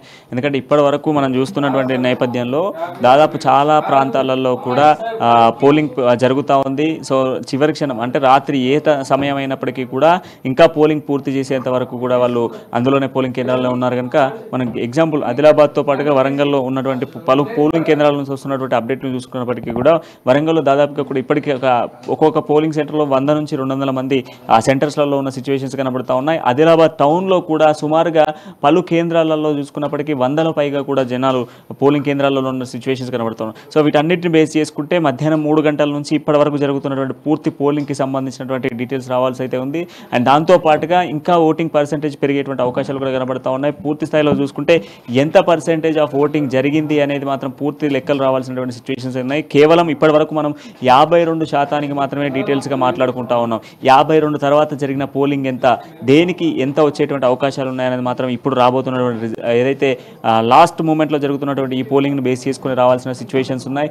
వీటికి ఎవరైతే చివరి క్షణంలో వస్తున్నటువంటి ఏవైతే ఉన్నాయో ఈ చివరి క్షణంలో వస్తున్నటువంటి ఓట్లే కీలకంగా మారబోతూ ఉన్నాయని చెప్పుకోవాలి. అండ్ దీంట్లో భాగంగా ఇప్పుడు ఉదయం నుంచి కూడా ఎవరైనా నాయకులు కలుస్తారు అన్నటువంటి ఆలోచనతో ఉన్నటువంటి వాళ్ళందరూ కూడా ఈ క్షణంలో ఓటింగ్ను నిర్ణయించుకోవడానికి వెళ్ళబోతున్న నేపథ్యంలో వాటికి సంబంధించినటువంటి ఓట్లు పెరిగేటువంటి అవకాశాలు ఉన్నాయి. సుమారుగా 10 నుంచి 15% ఓట్లు అయితే ఖచ్చితంగా పెరుగుతాయి రాజశేఖర్. అంటే ఇంకోటి మనం చూసుకుంటే ఎగ్జిట్ పోల్స్కి సంబంధించి చూసుకుంటే అంటే ఏదైతే ముందు నిర్వహించినటువంటి ఎగ్జిట్ పోల్స్ అంటే ఒపీనియన్ పోల్స్కి సంబంధించి కానీ ఇప్పుడు ఉన్నటువంటి పోల్స్ కూడా దాదాపుగా కాంగ్రెస్ పార్టీకే పట్టం కడుతున్నటువంటి పరిస్థితి కనిపిస్తుంది. అంటే ప్రజల నాడి మరొకసారి ఈసారి 3వసారి హ్యాట్రిక్ కొడతామని చెప్తున్నటువంటి కేసీఆర్ ప్రభుత్వానికి చెక్ పెట్టి మార్పు కోరుకుంటూ ఈసారి కాంగ్రెస్ పార్టీకి తెలంగాణ ఇచ్చినటువంటి పార్టీగా ఈసారి పట్టం కట్టబోతున్నారా అనేది చాలా వరకు ఎగ్జిట్ పోల్స్ కానీ ఒపీనియన్స్ పోల్స్ చూస్తే మనకు అర్థమవుతున్నటువంటి పరిస్థితి కనిపిస్తుంది. సో దాదాపుగా అలాంటి పరిస్థితులే మనకి డిసెంబర్ 3ని కూడా రిపీట్ అయ్యే అవకాశాలు ఉన్నాయనుకోవచ్చా మనం? ఎస్ ఖచ్చితంగా శేఖర్. కానీ ఇప్పటివరకు మనం చూస్తున్నటువంటి ఏ ఎగ్జిట్ పోల్లోనైనా కూడా హైప్లో మాత్రం కాంగ్రెసే కనిపిస్తూ ఉంది. బట్ బీఆర్ఎస్ మొదటి నుంచి చెప్తా ఉంది హైట్రిక్ కొడతాము అన్నటువంటి బీఆర్ఎస్ ఊహలన్నీ కూడా తారుమారు కాబోతున్నాయి అన్నటువంటి సిచ్యువేషన్స్ కూడా కనబడతా ఉన్నాయి. సో కొన్ని నియోజకవర్గాలలో అవుట్ రేట్ అనుకున్నారు, బట్ కొన్ని నియోజకవర్గాలలో ఖచ్చితంగా మాదే అధికారం అని కూడా చెప్పుకున్న సిచ్యువేషన్స్ ఉన్నాయి. తెలంగాణ ఏర్పడిన తర్వాత తొలిసారిగా హైట్రిక్ కొట్టేటువంటి పార్టీ బీఆర్ఎస్ పార్టీ చరిత్రలో నిలబడబోతుంది అన్నటువంటి బీఆర్ఎస్ పార్టీ నాయకుల మాటలుగానే మిగిలే అవకాశాలే కనబడుతున్నాయి అనేది మాత్రం ఎగ్జిట్ పోల్స్ చెప్తా ఉన్నాయి. బట్ ఓటింగ్ కేంద్రాలలో పోలింగ్ కేంద్రాలలో ఆ పోలింగ్ ఈవీఎం మిషన్ పై ఏలు పెట్టినటువంటి వ్యక్తికి తప్ప ఆ ఓటు ఎవరికి వెళ్ళింది అన్నటువంటి ఒక క్లారిటీ అయితే లేదు. కేవలం ఎగ్జిట్ పోల్స్ మాత్రమే బేస్ చేసుకుంటే మాత్రం కాంగ్రెస్ మాత్రమే హైప్లో కనబడతా ఉంది. సో కాంగ్రెస్ హైప్లో కనబడ్డప్పటికీ కూడా కేవలం 10 నుంచి 20 స్థానాలు మాత్రమే చేంజెస్ ఓవర్ కనబడతా ఉన్నాయి. బట్ గవర్నమెంట్ ఫామ్ చేసే అన్ని సీట్లు కాంగ్రెస్కి వస్తాయా? ఒకవేళ కాంగ్రెస్కి సుమారుగా 67 స్థానాలు కొన్ని సంస్థలు చెప్తా ఉన్నాయి, 58 నుంచి 67 స్థానాలు అని చెప్తా ఉన్నాయి. సో 57 నుంచి 67 స్థానాలలో ఒకవేళ కాంగ్రెస్ వస్తే ఏ పార్టీ మద్దతు తీసుకోకుండా గవర్నమెంట్ ఫామ్ చేయగలుగుతుందా? లేదా బీఆర్ఎస్కు ఏదైనా పార్టీ మద్దతు ఇస్తే నిజంగానే 48 నుంచి 50 స్థానాల్లో ఒకవేళ బీఆర్ఎస్ గెలిస్తే ఇక ఎంఐఎంకు మనకు సంబంధించి దాదాపు 6 నుంచి 7 లేదా 5 నుంచి 7 స్థానాల్లో ఎంఐఎం ఉంటుంది. దాంతో పాటుగా బీజేపీకి సంబంధించినటువంటి 3 నుంచి సుమారుగా ఒక 5 లేదా 7 అనుకోవచ్చు. దాదాపు ఇప్పుడు ఒక 14 స్థానాలు కావచ్చు, అవి ఒక 55 స్థానాలు. ఓవరాల్గా మళ్ళీ కాంగ్రెస్కి సంబంధించినటువంటి ఎంతైతే పర్సెంటేజ్ కనబడతా ఉందో అంత పర్సెంటేజ్ బీజేపీకి కూడా కనబడేటువంటి బీఆర్ఎస్ కూడా కనబడేటువంటి పోలింగ్ అయితే కనబడుతుంది. బట్ ఈ ఎగ్జిట్ పోల్స్ అన్నింటినీ బేస్ చేసుకున్నప్పటికీ కూడా ఏ ఎగ్జిట్ పోల్ చూసినప్పటికీ ఇటు సిఐఎన్ కావచ్చు, లేకపోతే రిపబ్లిక్ కావచ్చు, లేదా న్యూస్ 18 కావచ్చు, ఇట్లాంటి ఎన్నో ఎగ్జిట్ పోల్స్కి సంబంధించినటువంటి సంస్థలకు సంబంధించినటువంటి సర్వేలను కావచ్చు, ఎగ్జిట్ పోల్స్ రిపోర్ట్స్ చూసినప్పటికీ కూడా ఏ సర్వేనైనా కాంగ్రెస్ హైప్నే చూపిస్తూ ఉంది. కొన్ని సంస్థలు మాత్రము కొంత డౌన్ఫాల్లో చూపిస్తున్న సిచ్యువేషన్ కనబడుతున్నాయి. సుమారుగా 40 నుంచి 50 స్థానాలు కావచ్చు, 58 నుంచి 67 స్థానాలు కావచ్చు, లేకపోతే 56 నుంచి సుమారుగా మరికొన్ని స్థానాల్లో కావచ్చు. అంటే పూర్తిగా కూడా కాంగ్రెస్ హైప్ అయితే కనబడతా ఉంది. కాంగ్రెస్ గెలుస్తుంది అన్నటువంటి సంకేతాలు కూడా ఎగ్జిట్ పోల్స్ చెప్తా ఉన్నాయి. బట్ గతంలో మనం చూసుకుంటే ఏదైతే కర్ణాటక తరహాలోనే కర్ణాటకలో కూడా బీజేపీ గెలుస్తుంది అన్నటువంటి ఎగ్జిట్ పోల్స్ చూపించారు. బట్ ఫైనల్గా చూస్తే అవుట్ రేట్లో అవుట్పుట్ మాత్రం కాంగ్రెస్ గెలిచిన సిచ్యువేషన్స్ ఉన్నాయి. సో మరి దాన్ని కూడా బేస్ చేసుకోవాల్సి అయితే ఉంటుంది. ఎందుకంటే మనం గడిచిన ఒక 6 నెలల క్రితమే కర్ణాటక ఎన్నికలు చూడడం జరిగింది. కర్ణాటక ఎన్నికల్లో దాదాపుగా కూడా బీజేపీ హైప్లో ఉంది, బీజేపీ గెలుస్తుంది అన్నటువంటి హైప్ను పలు మీడియా సంస్థలు చూపించడం జరిగింది. బట్ మనం చూస్తే రౌండ్ 10కి రౌండ్ 8కి మారేటప్పటికీ రౌండ్ 8 నుంచి ప్రణయ్ ప్రధానంగా చూసుకుంటే ఒకవేళ మనం అనుకున్నట్టు కాంగ్రెస్ పార్టీకి లీడ్ వచ్చినప్పటికీ కూడా ఏదైతే పొత్తులో భాగంగా ఎంఐఎం పార్టీ ఇక్కడ కీలకంగా వ్యవహరించే అవకాశం ఉంది అనుకోవచ్చు. ఒకవేళ 2-3 స్థానాలు అటు ఇటుగా ఉంటే ఈసారి ఎంఐఎం పార్టీ కీలక పాత్ర పోషించి బీఆర్ఎస్ పార్టీకి పట్టం కట్టే అవకాశాలు ఉండే కోణం ఏమైనా మనం ఆలోచించే అవకాశం ఉందంటారా? ఎస్ రాజశేఖర్, ఎందుకంటే మొదటి నుంచి 2014 కావచ్చు, 2018 కావచ్చు, ఈ 2 అసెంబ్లీ ఎన్నికల్లో కూడా ఎంఐఎం బీఆర్ఎస్ పార్టీకి మద్దతు ఇవ్వడం జరిగింది. సో మరి కాంగ్రెస్ పార్టీకి మద్దతు ఇస్తుందా లేదా అన్నటువంటి పాయింట్లో మాత్రం క్వశ్చన్ మార్క్ అని చెప్పుకోవాలి. బట్ ఎంఐఎం ఖచ్చితంగా కూడా మొదటి నుంచి చెప్తుంది బీఆర్ఎస్ పార్టీకి మాత్రమే హైప్ ఉంది అన్నటువంటి పాయింట్స్ అయితే కనబడతా ఉన్నాయి. అంటే బీఆర్ఎస్ పార్టీకి మాత్రమే మద్దతు ఇచ్చేటువంటి ఛాన్సెస్ ఎక్కువ శాతం కనబడతా ఉన్నాయి. ఎంఐఎం అండ్ బీఆర్ఎస్ రెండు కూడా దోస్తీ అనేటువంటి పార్టీలుగా మొదటి నుంచి చెప్తున్న సిచ్యువేషన్స్ అయితే కనబడతా ఉన్నాయి.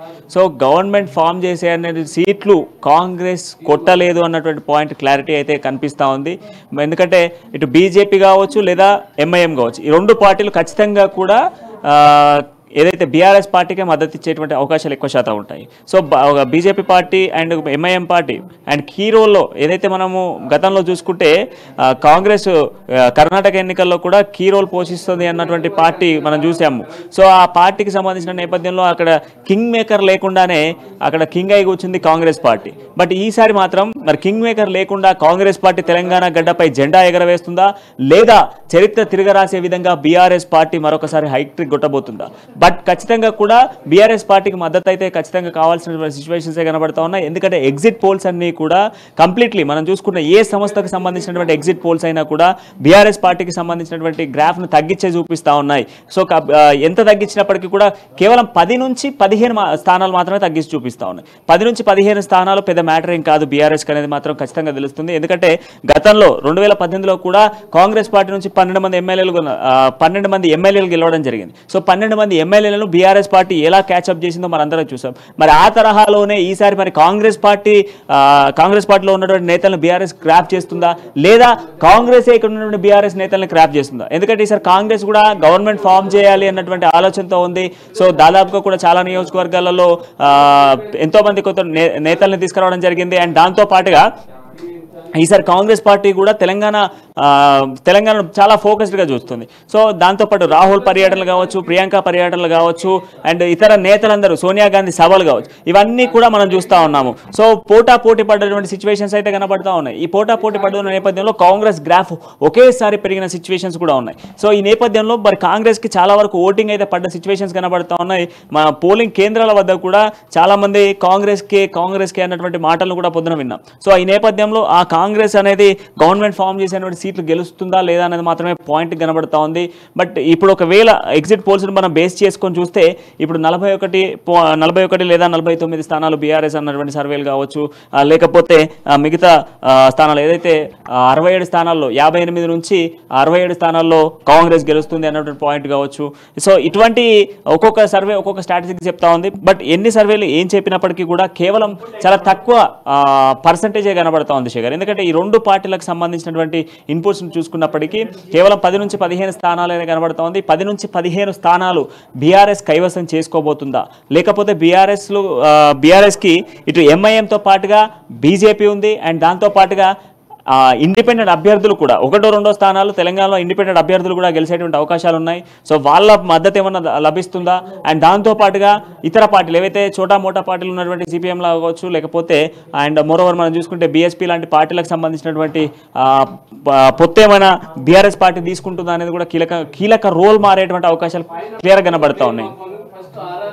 ఇంకోటి అంటే పోలింగ్ పెరిగినటువంటి శాతాన్ని చూసుకుంటాం. మనం ఇందాక మనం మాట్లాడుకున్నాం, గతంలో కంటే ఈసారి పోలింగ్ సరళి ఓటింగ్ శాతం పెంచినటువంటి పరిస్థితి కనిపిస్తుంది. సో ఇది ఈ పెరిగినటువంటి ఫ్యాక్టర్ ఏదైతే ఉందో ఇది ఏ పార్టీకి కలిసి వచ్చే అవకాశం ఉంది అంశంగా మనం భావించవలసిన అవసరం ఉందంటారు. ఎందుకంటే పోలింగ్ శాతం పెరిగిన తర్వాత యువత ఈసారి ఇందాక మనం మాట్లాడుకున్నట్లుగానే 9 లక్షలకు పైగా ఉన్నటువంటి పరిస్థితి. ఈసారి బీఆర్ఎస్ పార్టీలో ఉన్నటువంటి వైఫల్యాలు కానీ పేపర్ లీకేజీ అంశాలు కానీ ప్రధానంగా యువత చేసుకున్నటువంటి పరిస్థితి కనిపిస్తుంది. దాన్ని బేస్ చేసుకుని ఒకరు ఓటు వేస్తే కనుక అది కొంతవరకు బీఆర్ఎస్ పార్టీకి నష్టం చేకూర్చే అవకాశాలు కనిపిస్తున్నాయి. ఈసారి అభ్యర్థుల ఎంపిక లేకపోతే కాంగ్రెస్ పార్టీ వెళుతున్నటువంటి సర్లీ 6 గ్యారంటీ స్కీమ్లు ఇవన్నీ కలిసి వస్తే కనుక కాంగ్రెస్ పార్టీకి ఎక్కువగా అవకాశం లభించి ఈసారి ఛాన్స్ వచ్చే అవకాశం గద్దె ఎక్కే అవకాశాలు కూడా కనిపిస్తున్నాయి. సో ఈ పెరిగినటువంటి ఓటింగ్ శాతం అనేది ఏ పార్టీకి ఎక్కువగా కలిసి వచ్చే అవకాశం ఉందనుకోవచ్చు మనం.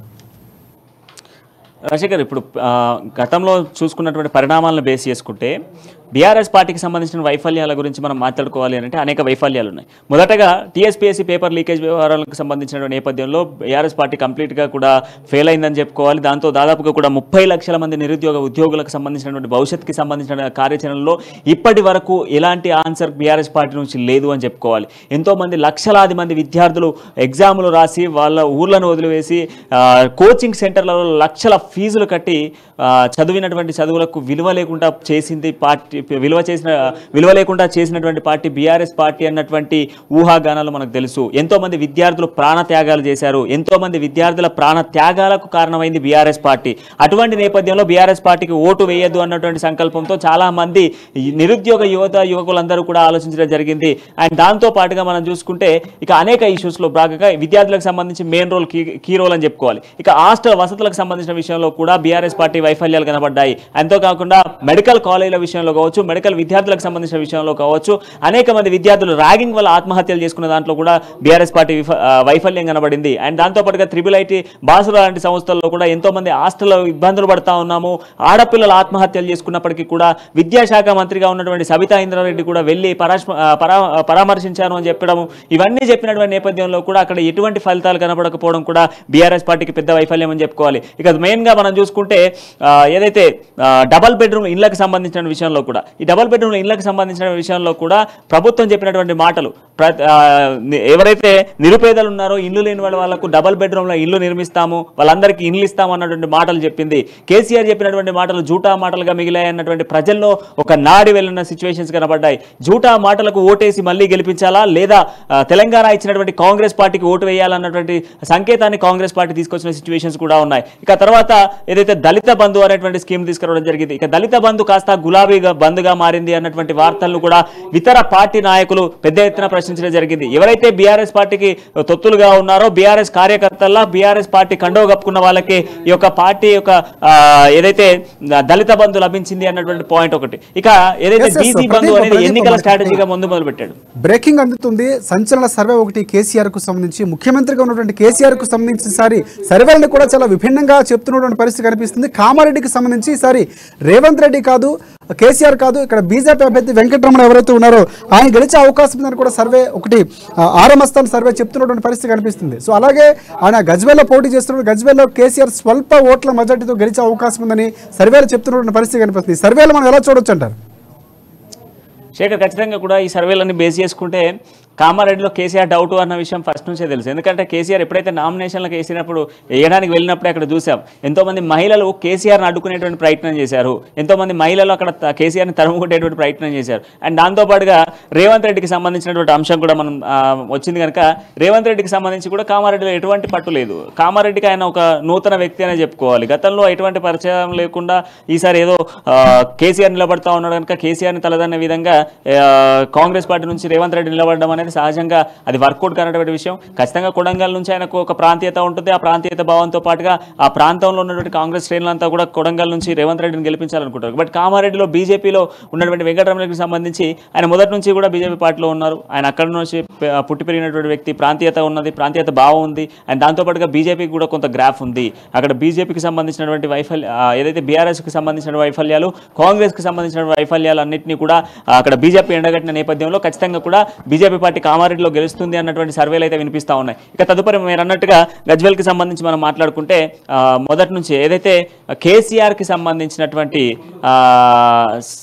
నియోజకవర్గం, ఆయన సొంత నియోజకవర్గం, దాంతోపాటుగా మొదటి నుంచి ఆయన గెలుస్తున్నటువంటి నియోజకవర్గంలో స్వల్పంగా కేవలము వేలల్లో కాకపోవచ్చు కానీ వందలలో, కేవలం వందల సంఖ్యలోనే కేసీఆర్ గెలుస్తాడన్నటువంటి ఊహాగానాలు వినబడతా ఉన్నాయి. సో అక్కడ కూడా పోటాపోటీ ఉన్న సిచ్యువేషన్స్ మనందరికీ తెలుసు. ఈ సర్వేలన్నీ బేస్ చేసుకుంటే కేసీఆర్ కొంత స్వల్ప మెజారిటీతోనే గెలుస్తాడు అన్నటువంటి ఊహాగానాలు అయితే వినిపిస్తున్నటువంటి వార్తలు అయితే వాస్తవమే శేఖర్. ఇంకోటి మన కామారెడ్డిలో జరిగినటువంటి ఘటనలకు సంబంధించినటువంటి చూసుకుంటే కనుక ప్రధానంగా అక్కడ కామారెడ్డిలో ఘర్షణ వాతావరణం నెలకొంది. రేవంత్ రెడ్డి తమ్ముడు అక్కడికి వెళ్ళినటువంటి పరిస్థితి కానీ ఆ టైంలో పోలీసులు చెప్తున్నటువంటి పరిస్థితి కానీ, అంటే 144 సెక్షన్ అమల్లో ఉంది, అంతమంది ఉన్నప్పుడు బీఆర్ఎస్ నేతలు ఎందుకు వారించట్లేదు మమ్మల్ని అని చెప్పినటువంటి పరిస్థితులు కూడా మనం చూసాం. మొత్తానికి ముందు నుంచి ప్లానింగ్గానే కేసీఆర్ అక్కడ 2 స్థానాలు ఈసారి ఊహించని రీతిలో పోటీ చేశారు. సో దానికి అనుగుణంగానే ఇప్పుడు ఎగ్జిట్ పోల్స్ కూడా వస్తున్నాయి. ఆయన అంచనా నేపథ్యంలోనే 2 చోట్ల పోటీ చేశారు కేసీఆర్ అని మనం అనుకోవచ్చు అంటారా? అంటే ప్రజల వ్యతిరేకత కానీ ఇప్పుడున్నటువంటి పరిస్థితుల దృష్ట్యానే ముందు ఆలోచనతోనే కేసీఆర్ 2 చోట్ల పోటీ చేశారు అనుకోవచ్చా మనం? ఎస్ శేఖర్, ఖచ్చితంగా. ఎందుకంటే ప్రజల్లో వైఫల్యాలు, ప్రజల్లో ఉన్నటువంటి వ్యతిరేకతను బేస్ చేసుకుంటే ఖచ్చితంగా కూడా ఇక్కడ ఓడిపోయేటువంటి ఛాన్సెస్ ఉన్నాయి కనుక ఇంకొక ప్రాంతంలో వేస్తే అక్కడైనా గెలిచేటువంటి అవకాశాలు ఉంటాయన్నటువంటి ఒక స్ట్రాటజీ, ఒక ఆలోచనతోనే కేసీఆర్ 2 ప్రాంతాల్లో పోటీ చేశారనేది స్పష్టంగా తెలుస్తుంది. ఎందుకంటే గతంలో ఇచ్చినటువంటి హామీలు కావచ్చు, నెరవేర్చిన పథకాలు కావచ్చు, చేసినటువంటి పనుల్లో అవినీతి కావచ్చు, వీటన్నిటిని కూడా బేస్ చేసుకొని కేసీఆర్ 2 ప్రాంతాలలో పోటీ చేసిన సిచ్యువేషన్స్ కనబడుతున్నాయి. ఇక రేవంత్ రెడ్డికి సంబంధించినటువంటి టాపిక్ మనం మాట్లాడుకుంటే, రేవంత్ రెడ్డి సోదరుడు పొద్దున కామారెడ్డిలో జరుగుతున్నటువంటి ఒక ఎన్నికలకు సంబంధించిన పోలింగ్ సెంటర్లో ఆయన వర్గాలకు సంబంధించిన వ్యక్తులతో కలిసి అందులోకి వెళ్ళడం, ఒకరు కాదు ఇద్దరు కాదు, ఏకంగా 10-15 మందితో పాటు లోపలికి వెళ్ళడం. అండ్ దాంతోపాటుగా అక్కడ బీఆర్ఎస్ నేతలు అడ్డుకునేటువంటి ప్రయత్నం చేస్తే అక్కడ ఉన్నటువంటి ఏదో ఎలక్షన్కి సంబంధించిన ఒక పాస్ను చూపిస్తూ ఇక్కడ నుంచే నేను ఏదైతే ఇక్కడ చూసేందుకు వచ్చాను అన్నటువంటి, అబ్జర్వర్గా వచ్చాను అన్నటువంటి యాంగిల్లో చెప్పడము, దాని వల్ల ఘర్షణ వాతావరణం ఏర్పడిందని చెప్పుకోవాలి. ఎందుకంటే ఒక అభ్యర్థి ఎప్పుడైతే ఒక అభ్యర్థి బరిలో ఉన్నప్పుడు ఆ అభ్యర్థికి సంబంధించిన కుటుంబ సభ్యులు కావచ్చు, లేదంటే ఆ అభ్యర్థి కావచ్చు, ప్రలోభ పెట్టే విధంగా ఏదైతే పోలింగ్ కేంద్రాలలో తమకే ఓటు వేయాలి అన్నటువంటి ప్రలోభాలకు గురి చేసేటువంటి ప్రయత్నాలు చేస్తే ఖచ్చితంగా కూడా 144 సెక్షన్ అమల్లో ఉన్నప్పుడు వాటిపై కఠిన చర్యలు ఉంటాయి. ఎన్నికల ఉల్లంఘనకు సంబంధించినటువంటి యాంగిల్లో కూడా కేసెస్ నమోదయ్యేటువంటి ఛాన్సెస్ కనబడతా ఉంటాయి. ఎందుకంటే ఓటు వేసేటువంటి ప్రజల్ని స్వేచ్ఛగా వాళ్ళ ఓటును వినియోగించుకునే విధంగా ఏ పార్టీకి సంబంధించినటువంటి నేతలు కూడా ప్రలోభ పెట్టేటువంటి అవకాశాలు 144 సెక్షన్ పెట్టిందే. ఎక్కడ కూడా గుమ్మి కాకుండా, ఎక్కడ కూడా ఎటువంటి అవాంఛనీయ ఘటనలు చోటు చేసుకోకుండా, ఎవరు ఇబ్బంది పడకుండా ఒక ఎగ్జిట్ ఏదైతే పోలింగ్ జరగాలి అన్నటువంటి ప్రశాంత వాతావరణంలో జరగాలి అన్నటువంటి యాంగిల్లోనే ఈ యొక్క సెక్షన్ తీసుకురావడం జరుగుతుంది. దాంతో పాటుగా ఈ కామారెడ్డిలో ఈరోజు మనం చూస్తే బీఆర్ఎస్ నేతలు అడ్డుకోవడానికి బలమైన కారణం కూడా ఇటు సొంతంగా రేవంత్ రెడ్డికి సంబంధించిన సోదరుడు నేరుగా కారును లోపలికి తీసుకెళ్లినటువంటి పరిస్థితులు కూడా ఉన్నాయి. సో ఈ నేపథ్యంలోనే అక్కడ అడ్డుకునేటువంటి ప్రయత్నం చేశారు. సో వాళ్ళిద్దరి మధ్యలో కూడా అక్కడ ఘర్షణ వాతావరణం నెలకొంది. అక్కడ కాదు, చాలా చోట్లలో కూడా బీఆర్ఎస్కి సంబంధించినటువంటి ఘర్షణలు కూడా ఏర్పడే సిచ్యువేషన్స్ ఉన్నాయి. అండ్ బీఆర్ఎస్ నేతలకు సంబంధించినటువంటి నాయకులు కూడా కొంత కండువాలు వేసుకొని కొన్ని ప్రాంతాలలో ప్రచారం చేసేటువంటి ప్రయత్నం చేశారు. పోలింగ్ కేంద్రాలకు కేవలం 100 మీటర్ డిస్టెన్స్లో ఉండాలి, 100 మీటర్ డిస్టెన్స్ అవతల ఉండాలి అని చెప్పినటువంటి నేపథ్యంలో కూడా 100 మీటర్ లైన్స్ క్రాస్ చేసినటువంటి ప్రాంతాల్లో కూడా పోలీసులు లాఠీ చార్జ్ చేసిన సిచ్యువేషన్స్ ఉన్నాయి. శేఖర్, ఎస్ మనం ఇంకోటి ప్రధానంగా ఇందాక మనం బీఆర్ఎస్ వైఫల్యాలకు సంబంధించి యువత ఉన్న టీఎస్పీఎస్సీ పేపర్ లీకేజ్ సంబంధించి మాట్లాడుకున్నాం. సో బరిలక్క ప్రధానంగా కొల్లాపూర్ నుంచి పోటీ చేస్తున్నటువంటి పరిస్థితి కనిపిస్తే అక్కడ కాంగ్రెస్ పార్టీ అభ్యర్థిగా జూపల్లి కృష్ణారావు ఉన్నారు. ఇక్కడ చూసుకుంటే సర్వేలు ఇక్కడ కూడా మస్తాన్ ఏదైతే ఉందో అరామస్తానికి సంబంధించినటువంటి సర్వే సంస్థ 15,000 ఓట్ల వరకు కూడా అక్కడ ఓటర్ల నుంచి ఓట్లు సంపాదించే అవకాశం ఉంది బరిలక్క శిరీష్ చెప్తున్నటువంటి పరిస్థితి కనిపిస్తే ఇక్కడ ఈ నేపథ్యంలోనే అక్కడ ఏదైతే బీఆర్ఎస్ ఓటింగ్ తగ్గిన తర్వాత అక్కడ జూపల్లి కృష్ణారావుకు అనుకూలంగా ఉండి కాంగ్రెస్ పార్టీ విజయం సాధించబోతుందని చెప్తున్నటువంటి పరిస్థితి కూడా కనిపిస్తుంది. సో ఇక్కడ యువత అనేది ప్రధానంగా ఈసారి ఎన్నికల్లో కొంతవరకు ప్రభావం చూపించే అవకాశం ఉంది. అయిన ఇక్కడ బరిలక్క నిలబడడం కానీ లేకపోతే ప్రభుత్వంలో ఉన్నటువంటి వైఫల్యాలకు నిదర్శనంగా అక్కడ క్యాండిడేట్ నిలబడ్డారని చెప్పి సోషల్ మీడియా వ్యాప్తంగా ప్రచారం జరిగినటువంటి పరిస్థితి, ఆమె ఒక సెలబ్రిటీ అయిపోయినటువంటి పరిస్థితి కూడా చూడు. ఇవన్నీ కూడా కాంగ్రెస్ పార్టీకి అనుకూలమయ్యే అంశాలు అనుకోవచ్చా మనం? ఎస్, ఖచ్చితంగా కొల్లాపూర్ నియోజకవర్గానికి సంబంధించి బరిలక్క పాపులారిటీ అయితే పెరిగిందని చెప్పుకోవాలి శేఖర్. సో దాదాపు కూడా తను చాలా ఓట్లను చీల్చేటువంటి ఛాన్సెస్ అయితే ఉన్నాయి. ఎందుకంటే బీఆర్ఎస్ అభ్యర్థికి సంబంధించిన ఓట్లు చీల్చేందుకు కూడా కీలక పాత్ర అయితే ఉంది అని చెప్పుకోవచ్చు. అండ్ దాంతోపాటుగా కాంగ్రెస్ పార్టీ నుంచి జూపల్లి కృష్ణారావు అక్కడ బరిలో ఉన్నారు. ఈ నేపథ్యంలో బరిలక్కకు సంబంధించినటువంటి బరిలక్క అలియాస్ శిరీషకు సంబంధించినటువంటి పాపులారిటీని కూడా మనం కొంతకాలంగా చూస్తూ ఉన్నాం. ఈ గడిచిన కొద్ది రోజుల్లోనే ఆమెకు సోషల్ మీడియాలో కేవలం ఎన్నికలకు 10 రోజుల ముందు నుంచి కూడా సోషల్ మీడియాలో పెద్ద ఎత్తున కూడా ఫ్యాన్స్ ఫాలో కావడము, అండ్ దాంతోపాటుగా సుమారుగా ఒక 15,000 నుంచి 20,000 ఓట్లు గెయిన్ చేసేటువంటి అవకాశాలు అయితే కనబడుతుంది ఉన్నాయి. సో ఆ ఓట్లన్నీ కూడా చీలేటువంటి పార్టీ అంటే బీఆర్ఎస్ పార్టీ ఓట్లు చీల్తాయన్నటువంటి ఊహాగానాలు కూడా వినబడతా ఉన్నాయి. మరోవైపు బీఆర్ఎస్ పార్టీ కావాలని బరిలక్కను ప్రోత్సహించి బరిలో ఉంచింది. జూపల్లి కృష్ణారావుకు సంబంధించిన ఓట్లు అన్నీ కూడా గ్రాప్ చేసేందుకే తనకు పాపులారిటీని క్రియేట్ చేశారన్న వార్తలు కూడా వినబడతా ఉన్నాయి. తను ఉదయం ఓటు వినియోగించుకోవడానికి వచ్చినప్పుడు కూడా మనం క్లియర్గా మెన్షన్ చేయడం జరిగింది. ఉద్యోగుల కోసం మేము పెద్ద ఎత్తున కూడా ఈ యొక్క పోరాటం చేస్తూ ఉన్నాను. నన్ను ఎన్ని విధాలుగా ఆపేందుకు ప్రయత్నం చేసినప్పటికీ కూడా వాటికి సంబంధించినటువంటి పూర్తి స్థాయిలో కూడా నన్ను అడ్డుకునేటువంటి ప్రయత్నం చేశారు. అడ్డుకునేటువంటి ప్రయత్నం చేసినప్పటికీ కూడా నా పోరాటం ఆగదు.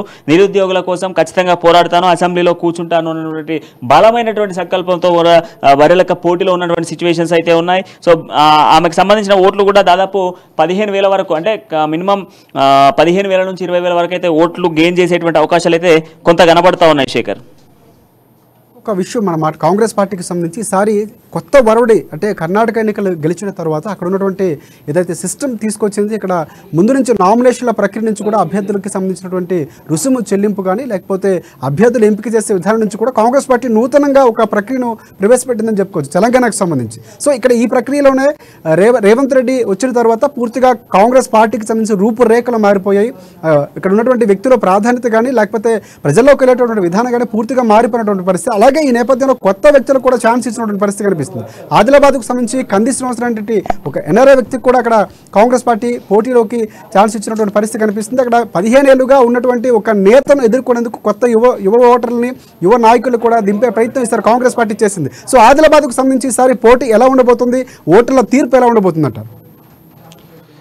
శేఖర్, ఇప్పుడు ఆదిలాబాద్ నియోజకవర్గం గురించి మనం మాట్లాడుకుంటే ఖచ్చితంగా కూడా వారు వన్ సైడ్ అనేది చెప్పుకోవచ్చు. గత 15 సంవత్సరాల నుంచి జోగురామన్న అక్కడ ప్రాతినిధ్యం వహిస్తూ ఉన్న నేపథ్యంలో చాలా వరకు ఎక్కడ కూడా డెవలప్మెంట్ లేదు. దాంతోపాటుగా అవినీతి కుంభకోణాలు, ఇప్పటి వరకు బీఆర్ఎస్ పార్టీకి సంబంధించిన పథకాలు బీఆర్ఎస్లో ఉన్నటువంటి నాయకులకే తప్ప సామాన్య ప్రజలకు అందలేదన్నటువంటి వార్తలు ఇవన్నీ కూడా బేస్ చేసుకొని ఒక ఎన్ఆర్ఐగా వచ్చి ప్రజలకు సేవ చేయాలి అన్నటువంటి ఆలోచనతో కేఎస్ఆర్ ఫౌండేషన్ స్థాపించి ఎంతోమందికి ఆదిలాబాద్ నియోజకవర్గంలో ఉన్నటువంటి ప్రజలకు ఉచితంగా కూడా తను నిత్య అన్నదానాలు చేస్తూ అనేక కార్యక్రమాల్లో పాల్గొంటూ ఆయన అనేక సీనన్న కళ్యాణ పథకం కింద అనేక స్కీమ్స్, ఇలా ఒకటి కాదు రెండు కాదు అనేక స్కీమ్స్ పేదవాళ్ళకు సహాయం ఇటువంటివన్నీ కూడా చూడడం జరుగుతూ ఉంది. ఇవన్నీ కూడా ఆయన చేసిన నేపథ్యంలో కూడా ఆదిలాబాద్ నియోజకవర్గానికి సంబంధించి మాత్రం ఖచ్చితంగా కూడా క్లియర్ కట్ దాదాపు మెజారిటీ కాంగ్రెస్కి ఎంత వస్తుంది అన్నటువంటి వార్తలు వినిపిస్తూ ఉన్నాయి. పొద్దున్న నుంచి చూస్తే ఆల్మోస్ట్ పోలింగ్ కేంద్రాల్లో ఉదయం 7 గంటల నుంచి 11 గంటల వరకు పూర్తి స్థాయిలో కూడా దాదాపు చాలా మంది ఓటింగ్ వినియోగించుకున్న సిచ్యువేషన్స్ కనబడతా ఉన్నాయి.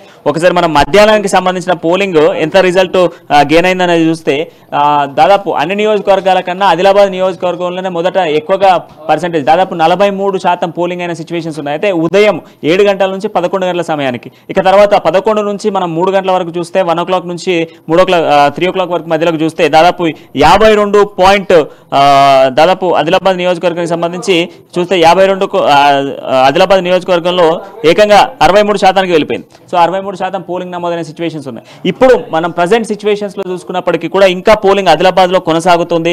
ఆదిలాబాద్ నియోజకవర్గానికి ఇప్పటికీ కూడా పోలింగ్ కేంద్రాల వద్ద పెద్ద ఎత్తున కూడా ప్రజలు ఉన్నారు. వాళ్ళ ఓటుని వినియోగించుకునేందుకు అక్కడ ఉన్నటువంటి తమ అభ్యర్థిని గెలిపించుకునేందుకు పెద్ద ఎత్తున కూడా ప్రజలు తరలి వస్తున్న సిచ్యువేషన్స్ కనబడుతున్నాయి. ఖచ్చితంగా కూడా 70 నుంచి 75% పోలింగ్ నమోదయ్యేటువంటి సిచ్యువేషన్స్ ఆదిలాబాద్ నియోజకవర్గంలో కనబడతా ఉన్నాయి.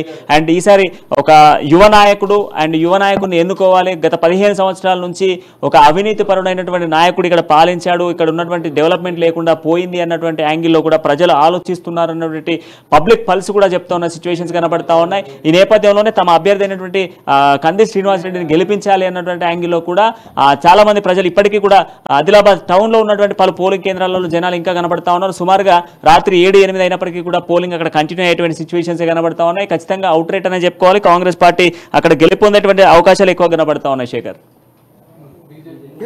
ప్రధానంగా ఇంకొక విషయం మనం ఈసారి చూసుకుంటే ఎన్నికల సరళికి సంబంధించి రేవంత్ రెడ్డి ప్రధానంగా కేసీఆర్కి పోటీ వెళ్ళేటువంటి పరిస్థితి కనిపిస్తుంది. అక్కడ బీజేపీ అభ్యర్థి వెంకటరమణ గెలిచే అవకాశాలు ఉన్నటువంటి పరిస్థితి కనిపిస్తుంది. సో అక్కడ రేవంత్ రెడ్డికి సంబంధించి ఏదైతే కొడంగల్లో పోటీ చేస్తున్నారో అక్కడ ఈసారి చెదురుమదురు ఘట్టంలో కొంతవరకు ఉన్నప్పుడు కూడా ఈసారి కాంగ్రెస్ పార్టీ అక్కడ పూర్తి గతంలో ఓడిపోయిన చోటే ఎక్కడ ఓడిపోయాం అక్కడే రాబట్టుకోవాలన్నటువంటి నేపథ్యంలో కాంగ్రెస్ పార్టీ టీపీసీసీ అధ్యక్షుడు ఉన్నటువంటి రేవంత్ రెడ్డి ఈసారి ప్రయత్నం చేసినటువంటి పరిస్థితి. సో అక్కడ ఎలా ఉండే అవకాశం కనిపిస్తుంది? ఒకవేళ ఉంటే కనుక మెజార్టీ ఎంతవరకు వచ్చే అవకాశం కనిపిస్తుంది రేవంత్ రెడ్డికి? ఇప్పుడు రాష్ట్ర వ్యాప్తంగా రేవంత్ రెడ్డి ఫోకస్ అంతా మనం చూసాం శేఖర్. రాష్ట్ర వ్యాప్తంగా కూడా ఎప్పుడైతే టీపీసీసీ చీఫ్గా ఆయన పగ్గాలు చేపట్టాడో అప్పటి నుంచి కూడా కాంగ్రెస్లో గ్రాఫ్ పెరిగిందనే చెప్పుకోవాలి.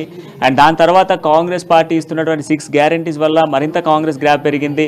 దాన్ని ప్రజల్లోకి విస్తృత స్థాయిలో తీసుకెళ్లినటువంటి ఏకైక నాయకుడు ఎవరైనా ఉన్నారు అంటే అది ఖచ్చితంగా క్లియర్ కట్గా కూడా రేవంత్ రెడ్డి అని చెప్పుకోవచ్చు. రేవంత్ రెడ్డికి సంబంధించినటువంటి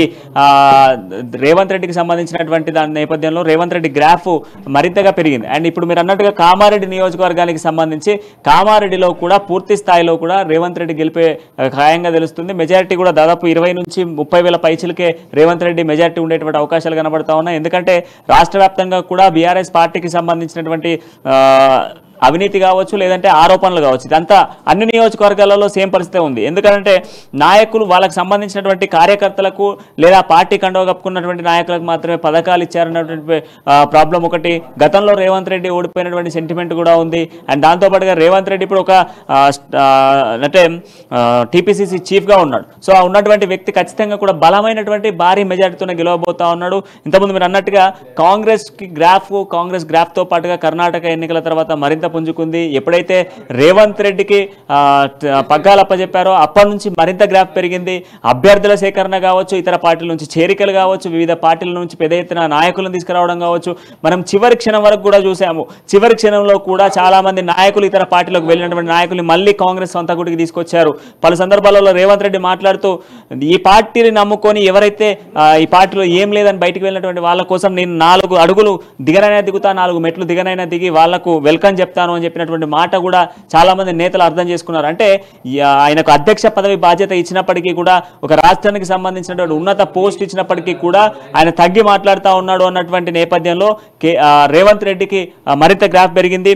సో రేవంత్ రెడ్డి వల్ల రాష్ట్రంలో ఉన్నటువంటి కాంగ్రెస్ పార్టీకి సంబంధించినటువంటి గ్రాఫ్ మరింత పెరిగింది. అండ్ ప్రధానంగా 6 గ్యారంటీస్ అనేది చాలా వరకు ఇంప్లిమెంట్ అయ్యాయని చెప్పుకోవాలి. 6 గ్యారంటీస్ అనేది బలంగా కూడా ప్రజల్లోకి వెళ్ళాయి. ఆ తర్వాత కాంగ్రెస్ పార్టీ మేనిఫెస్టోలో కూడా చాలా మంది బడుగు బలహీన వర్గాలకు సంబంధించినటువంటి ప్రజలకు మంచి చేకూరే విధంగా వారి మేనిఫెస్టోని దాదాపు 47 పేజీల 37 అంశాలకు సంబంధించినటువంటి టాపిక్ లో భాగంగా కొన్ని ఇటు ఆటో డ్రైవర్లకు కావచ్చు, రేషన్ డీలర్లకు కావచ్చు, వార్డు మెంబర్లకు సంబంధించినటువంటి పథకాలు కావచ్చు, లేదంటే రైతులకు సంబంధించిన అంశాలు కావచ్చు, ఉచిత కరెంటుకు సంబంధించిన అంశాలు కావచ్చు, ఆర్టీసీ బస్సుల ప్రయాణాలు కావచ్చు, ఇటువంటి 1 కాదు 2 కాదు అనేక స్కీమ్స్ ను ఇందిరమ్మ ఇండ్లతో సహా ఇవన్నీ ప్రజలకు చేకూరితే ప్రజలు లాభం చేకూరుతారు. తెలంగాణ మరింత అభివృద్ధి జరుగుతుంది. వెనకబడినటువంటి ప్రాంతంగా ఉన్నటువంటి తెలంగాణ నెంబర్ 1 స్థాయిలో దేశంలో నెంబర్ 1 స్థాయికి రావాలి అంటే కాంగ్రెస్ పార్టీ కాన్సెప్ట్ కూడా రేవంత్ రెడ్డి ప్రజలకు తీసుకెళ్లిన సిచ్యువేషన్స్ ఉన్నాయి శేఖర్. ఎస్ ప్రణయ్, ఈసారి చూసుకుంటే ఈసారి ఎన్నికల్లో చాలా వినూత్నమైనటువంటి పరిస్థితులు కూడా ఎన్నికలకు ముందే పొంగులేటి శ్రీనివాస్ లాంటి వ్యక్తి బీఆర్ఎస్ పార్టీని వదిలేసిన తర్వాత సవాల్ చేస్తున్నటువంటి పరిస్థితి కనిపించింది. ఖమ్మంకు సంబంధించి 10కి 10 స్థానాలు ఈసారి గెలిచే తీరుతాం, అసెంబ్లీ గేటు కూడా బీఆర్ఎస్ నేతలు తాకనివ్వనటువంటి ఒక సవాల్ విసిరినటువంటి పరిస్థితి, దాదాపుగా కేసీఆర్కి విసిరినటువంటి పరిస్థితి అక్కడ కనిపించింది. సో ఈ నేపథ్యంలో అక్కడ చూస్తే కనుక ఈసారి పరిస్థితి ఎలా ఉండబోతుంది? పువ్వాడ అజయ్ చేసినటువంటి అభివృద్ధి నన్ను గెలిపిస్తుందనే ఎన్నికల ప్రచారంలో చెప్పినటువంటి పరిస్థితి, ఈసారి ఎట్టి పరిస్థితుల్లో కూడా కాంగ్రెస్ పార్టీ 1 సీటు కూడా మిగతా పార్టీలకి అంటే బీఆర్ఎస్ పార్టీకి ఛాన్స్ ఇవ్వదు, 10కి 10 గెలిచే తీరుతామని చెప్తున్నటువంటి పరిస్థితి. సో సర్వేలు కూడా ఇప్పుడు దాదాపుగా అనుకూలంగా వస్తున్నటువంటి పరిస్థితి కనిపిస్తుంది. ఖమ్మంకు సంబంధించి ముందు నుంచి కూడా బీఆర్ఎస్ పార్టీకి సరైనటువంటి బలం లేదు. గతంలో చూసుకున్నా కూడా అందు ముందు కూడా టీడీపీ పార్టీ కానీ కాంగ్రెస్ మిగతా పార్టీలకు ఉన్నటువంటి పరిస్థితి, అక్కడ విపక్ష పార్టీలకు ఎంఐఎం పార్టీలకు దాదాపుగా చూసుకుంటే అక్కడ వామపక్ష పార్టీలకు ఉన్నటువంటి పరిస్థితి. సో ఈసారి ఆ బలం ప్రభుత్వంలో ఉన్నటువంటి వ్యతిరేకత కూడా కలిసి వచ్చి ఈసారి 10కి 10 సీట్లు ఖమ్మంలో కాంగ్రెస్ పార్టీ సాధించబోయే అవకాశాలు ఉన్నాయంటారా? ఖచ్చితంగా శేఖర్, ఖమ్మం జిల్లా అంటేనే కాంగ్రెస్కు కంచుకోట. అలాంటి కాంగ్రెస్కి కంచుకోటగా ఉన్నటువంటి ఖమ్మం జిల్లాలో కాంగ్రెస్ 10కి 10 స్థానాల్లో గెలవబోతా ఉందనేది క్లియర్ కట్గా తెలుస్తుంది. అంతేకాకుండా పొంగులేటి శ్రీనివాసరెడ్డి చేరిక తర్వాత కాంగ్రెస్ పార్టీకి మరింత బలం పెరిగింది. గతంలో 12 మంది ఎమ్మెల్యేలు, దాదాపు 6 నుంచి 7 ఎమ్మెల్యేలు అదే నియోజకవర్గం నుంచి గెలిచినటువంటి నాయకులే అని చెప్పుకోవాలి. బీఆర్ఎస్ పార్టీ కండువా కప్పుకునేందుకు చాలా మంది నేతలు ఇప్పటికే ఆ పార్టీ కాంగ్రెస్ పార్టీని వీడి బీఆర్ఎస్ పార్టీలో చేరారు. ఆ తర్వాత 10 నియోజకవర్గాలకు సంబంధించి ఆ 10 నియోజకవర్గాలలో చాలా మంది నేతలు అదే నియోజకవర్గానికి సంబంధించినటువంటి అంటే ఆ ఉమ్మడి జిల్లాకు సంబంధించి ఆ 10 నియోజకవర్గాల నుంచి చేరారు. సో బట్ ఈసారి మాత్రం మొదటి నుంచి చెప్తా ఉన్నాడు పొంగులేటి శ్రీనివాసరెడ్డి, ఖచ్చితంగా కూడా కాంగ్రెస్ పార్టీకి కంచుకోటగా మరొకసారి ఖమ్మం జిల్లా ఉండబోతోంది. 10కి 10 నియోజకవర్గాల్లో కాంగ్రెస్ పార్టీ జెండా ఎగురుతుంది అని చెప్పడం జరిగింది. స్టార్ క్యాంపెయినర్లుగా ఉన్నటువంటి సోనియా గాంధీ కావచ్చు, ప్రియాంక గాంధీ కావచ్చు, రాహుల్ గాంధీ కావచ్చు, అదేవిధంగా బట్టి కావచ్చు, ఇతర నాయకులందరూ కూడా ఖమ్మం జిల్లాను ఎక్కువగా ఫోకస్ చేయడం జరిగింది. ఖమ్మం జిల్లాలో ఉన్నటువంటి 10కి 10 నియోజకవర్గాల్లో ఖచ్చితంగా కాంగ్రెస్ పార్టీకి జెండా ఎగరవేయడంతో పాటుగా ఏదైతే కేసీఆర్ను అసెంబ్లీ గేట్ దాటనీయను అన్నటువంటి తాకని అన్నటువంటి మాట నిలబెట్టుకునే విధంగానే కాంగ్రెస్ పార్టీ ఏదైతే ఖమ్మం జిల్లాలో ఖచ్చితంగా గెలిచేటువంటి అవకాశాలు ఎక్కువ శాతమే కనిపిస్తా ఉన్నాయి. ఇక మోరోవర్ ఖమ్మం జిల్లాకి సంబంధించిన నేతల్ని కూడా పొంగిలేటి పూర్తి స్థాయిలో కూడా ఆయన ప్రచారం కావచ్చు, ఆత్మీయ సమ్మేళనాలు కావచ్చు, ప్రతి నేతలతో మాట్లాడడం, ప్రజలతో మాట్లాడడం, ప్రజల సమస్యలను సేకరించడం, ఆ ప్రజల సమస్యలను ఏ విధంగా నెరవేరుస్తా ఉన్నటువంటి హామీలు ఇవ్వడంతో పాటుగా కాంగ్రెస్ పార్టీ చేసినటువంటి మరొక అంశం ఏంటి అంటే బాండ్ పేపర్ రాసి ఇవ్వడం. బాండ్ పేపర్ రాసి మేము గెలిచిన తర్వాత ఎన్ని రోజుల్లో చేస్తాము అన్నటువంటి దానికి ఒక క్లారిఫికేషన్ ఒక బాండ్ పేపర్ ఇచ్చిన నేపథ్యంలో మరింతగా గ్రాఫ్ పెరిగింది. ఖమ్మం జిల్లాకి సంబంధించి ఖమ్మం ఉమ్మడి జిల్లాకి సంబంధించి మనం చూస్తే ఖచ్చితంగా 10కి 10 స్థానాల్లో కాంగ్రెస్ పార్టీ జెండా ఎగురుతుంది అనేది మాత్రం ఖచ్చితంగా తెలుస్తుంది శేఖర్. ఇంకోటి మనం మాట్లాడుతూనే అక్కడ టీడీపీ గతంలో బలంగా ఉన్నటువంటి ప్రాంతంగా, లేకపోతే అక్కడ ఉన్నటువంటి సామాజిక వర్గాల సమీకరణ నేపథ్యంలో అక్కడ ఓటింగ్ కూడా ఉన్నటువంటి ఖమ్మం సామాజిక వర్గానికి ఓటింగ్ ఉన్నటువంటి ప్రాంతంగా ఖమ్మం చెప్తున్నటువంటి పరిస్థితి. సో ఇక్కడ టీడీపీ కూడా కొన్ని చోట్ల ఓటింగ్ కానీ లేకపోతే ప్రచారంలో కూడా పాల్గొన్నటువంటి పరిస్థితి, బహిరంగంగానే మద్దతు తెలిపినటువంటి పరిస్థితి కనిపిస్తుంది. అక్కడ టీడీపీ పార్టీ తెలంగాణలో పోటీ చేయకపోవడం, వ్యూహాలన్నీ కూడా ముందు నుంచి రేవంత్ రెడ్డికి అనుకూలంగా ఉన్నాయి. ఈసారి అది కూడా ఖమ్మంకి సంబంధించినటువంటి కలిసి వచ్చే అంశంగా మనం భావించవలసిన అవసరం ఉందంటారా? ఎస్, ఖచ్చితంగా శేఖర్. ఎందుకంటే ఖమ్మం జిల్లాలో కొంత టీడీపీ ప్రభావితం కూడా ఉంటుంది. ఆంధ్రాకి దగ్గరగా ఉన్నటువంటి జిల్లా, దాంతోపాటుగా ఆ నియోజకవర్గానికి సంబంధించినటువంటి సిచ్యువేషన్స్లో గతంలో 2014లో కూడా టీడీపీ పార్టీకి సంబంధించినటువంటి మద్దతు బీఆర్ఎస్ పార్టీకి లభించిన సిచ్యువేషన్స్ ఉన్నాయి. ఆ తర్వాత మనం చూస్తే టీడీపీకి ఎక్కువ ప్రభావితం ఉన్నటువంటి ప్రాంతం ఏది అని అంటే ఖమ్మం అని చెప్పుకోవాలి. సో అటువంటి సిచ్యువేషన్స్లో ఖమ్మంకి టీడీపీ ఓట్లు బలంగానే ఉంటాయి. అండ్ దాంతోపాటుగా మొదటి వరకు టీడీపీ తెలంగాణ అధ్యక్షుడిగా ఉన్నటువంటి కాసాని జ్ఞానేశ్వర్ కూడా ఏదైతే బీఆర్ఎస్ పార్టీలో చేరినప్పటికీ కూడా చాలామంది టీడీపీకే మద్దతు తెలిపేటువంటి అవకాశాలు ఉన్నాయి. ఆయన పార్టీ మారొచ్చు, కానీ బీఆర్ఎస్ పార్టీకి వెళ్ళినప్పటికీ కూడా ఖమ్మం జిల్లాలో ఖమ్మం ప్రాంతీయతకు సంబంధించి మనం చూస్తే ఆ ప్రాంతం అంతా కూడా టీడీపీకి గట్టి బెల్ట్ ఉన్నటువంటి సిచ్యువేషన్. అండ్ దాంతోపాటు మొదట్లో సిపిఎం సిపిఐ లాంటి పార్టీలకు బలంగా ఒక క్యాడర్ను పెంచినటువంటి ప్రాంతం. ఆ తర్వాత కాంగ్రెస్ పార్టీ కంచుకోటగా మారింది. ఆ తర్వాత కొన్ని రోజులు టీడీపీ. ఇప్పుడు టీడీపీకి సంబంధించి మనం మాట్లాడుకుంటే మొదట టీపీసీసీ చీఫ్గా ఉన్నటువంటి రేవంత్ రెడ్డి కూడా అదే పార్టీ నుంచి రావడం జరిగింది. సో అదే పార్టీ నుంచి వచ్చినటువంటి రేవంత్ రెడ్డికి ఖచ్చితంగా కూడా టీడీపీ అభిమానులు, ఆ పార్టీకి సంబంధించినటువంటి అభిమానులందరూ కూడా ఖచ్చితమైనటువంటి మద్దతును పూర్తి స్థాయిలో కాంగ్రెస్కి ఇచ్చేటువంటి అవకాశాలు ఉన్నాయి. సో ఎంతమంది టీడీపీ అభిమానులు ఉన్నా అవి కాంగ్రెస్కే పడ్డాయనేది మాత్రం క్లారిటీ ఉంది Shekhar. Yes right, thanks for updates Pranay. So ప్రధానంగా చూసుకుంటే కనుక ఈసారి ఎగ్జిట్ పోల్స్ కానీ లేకపోతే ముందు తీసుకున్నటువంటి ఒపీనియన్ పోల్స్ కానీ ఎన్నికలు జరిగినటువంటి సర్లీ పెరిగినటువంటి ఓటింగ్ శాతం అని కూడా ఈసారి దాదాపుగా కాంగ్రెస్ పార్టీకి అనుకూలంగా ఉన్నటువంటి పరిస్థితులు ఉన్నాయని మనం చెప్పుకోవచ్చు. ఇంకా ఇంకోటి ప్రధానంగా ముందు నుంచి కూడా కాంగ్రెస్ పార్టీ వేవ్ కనిపిస్తుంది. కర్ణాటక తర్వాత చూసుకుంటే తెలంగాణలో కాంగ్రెస్ పార్టీ అవలంబిస్తున్నటువంటి విధానాలు కానీ లేకపోతే వెళ్తున్నటువంటి తీరు, అంటే ముందు నుంచి కూడా సీనియర్లకి జూనియర్లకి కొంతవరకు ఇబ్బంది లోపాయికారంగా ఉన్నటువంటి లేకపోతే అంతర్గతంగా కుమ్ములట్లు జరిగినప్పుడు కూడా కాంగ్రెస్ పార్టీ చివరి యుద్ధానికి వచ్చేటప్పటికి సమాయత్తమైంది, అందరూ ఏకతాటిపైకి వచ్చినటువంటి పరిస్థితులు కనిపించాయి. సో అదే ఈరోజు ఎగ్జిట్ పోల్స్ కానీ ముందున్నటువంటి ఒపీనియన్స్ పోల్స్ కానీ కాంగ్రెస్ పార్టీకి అనుకూలంగా వస్తున్నటువంటి పరిస్థితులు ఉన్నాయని కూడా చెప్తున్నటువంటి పరిస్థితి. దాదాపుగా అంచనాలన్నీ కూడా కాంగ్రెస్ పార్టీకి అనుకూలంగా ఉన్నటువంటి పరిస్థితి కనిపిస్తుంది. ఒకవేళ హంగు ఏర్పడే అవకాశాలు ఉన్నాయా, లేకపోతే క్లియర్ మ్యాండేట్గా ఈసారి అధికారాన్ని తెలంగాణ ఇచ్చిన పార్టీగా కాంగ్రెస్ పార్టీ చేపట్టబోతుంది అనేటువంటి సరివాలైతే మాత్రం అంచనాలు ఉన్నటువంటి పరిస్థితి కనిపిస్తుంది. మొత్తానికి దాదాపుగా 5 గంటలకి పోలింగ్ పూర్తయిన తర్వాత చాలా ప్రాంతాల్లో ఇప్పటికే ఓటర్లు క్యూ లైన్లో ఉన్నటువంటి పరిస్థితి కనిపిస్తుంది. వారికి ఇంకా పోలింగ్ జరుగుతుంది. పూర్తి స్థాయిలో పోలింగ్ పూర్తయిన తర్వాత ఎన్నికల అధికారి వికాస్ రాజ్ పూర్తి స్థాయిలో ఓటింగ్ శాతం, దానికి ఉన్నటువంటి అన్ని కూడా డీటెయిల్స్ చెప్పే అవకాశాలు అన్ని కనిపిస్తున్నాయి. మినిట్ టు మినిట్ అప్డేట్స్ మీకు అమ్మా న్యూస్ అందిస్తున్నది. అంతవరకు చూస్తున్నటువంటి అమ్మా న్యూస్, నిజం కోసం జనం కోసం.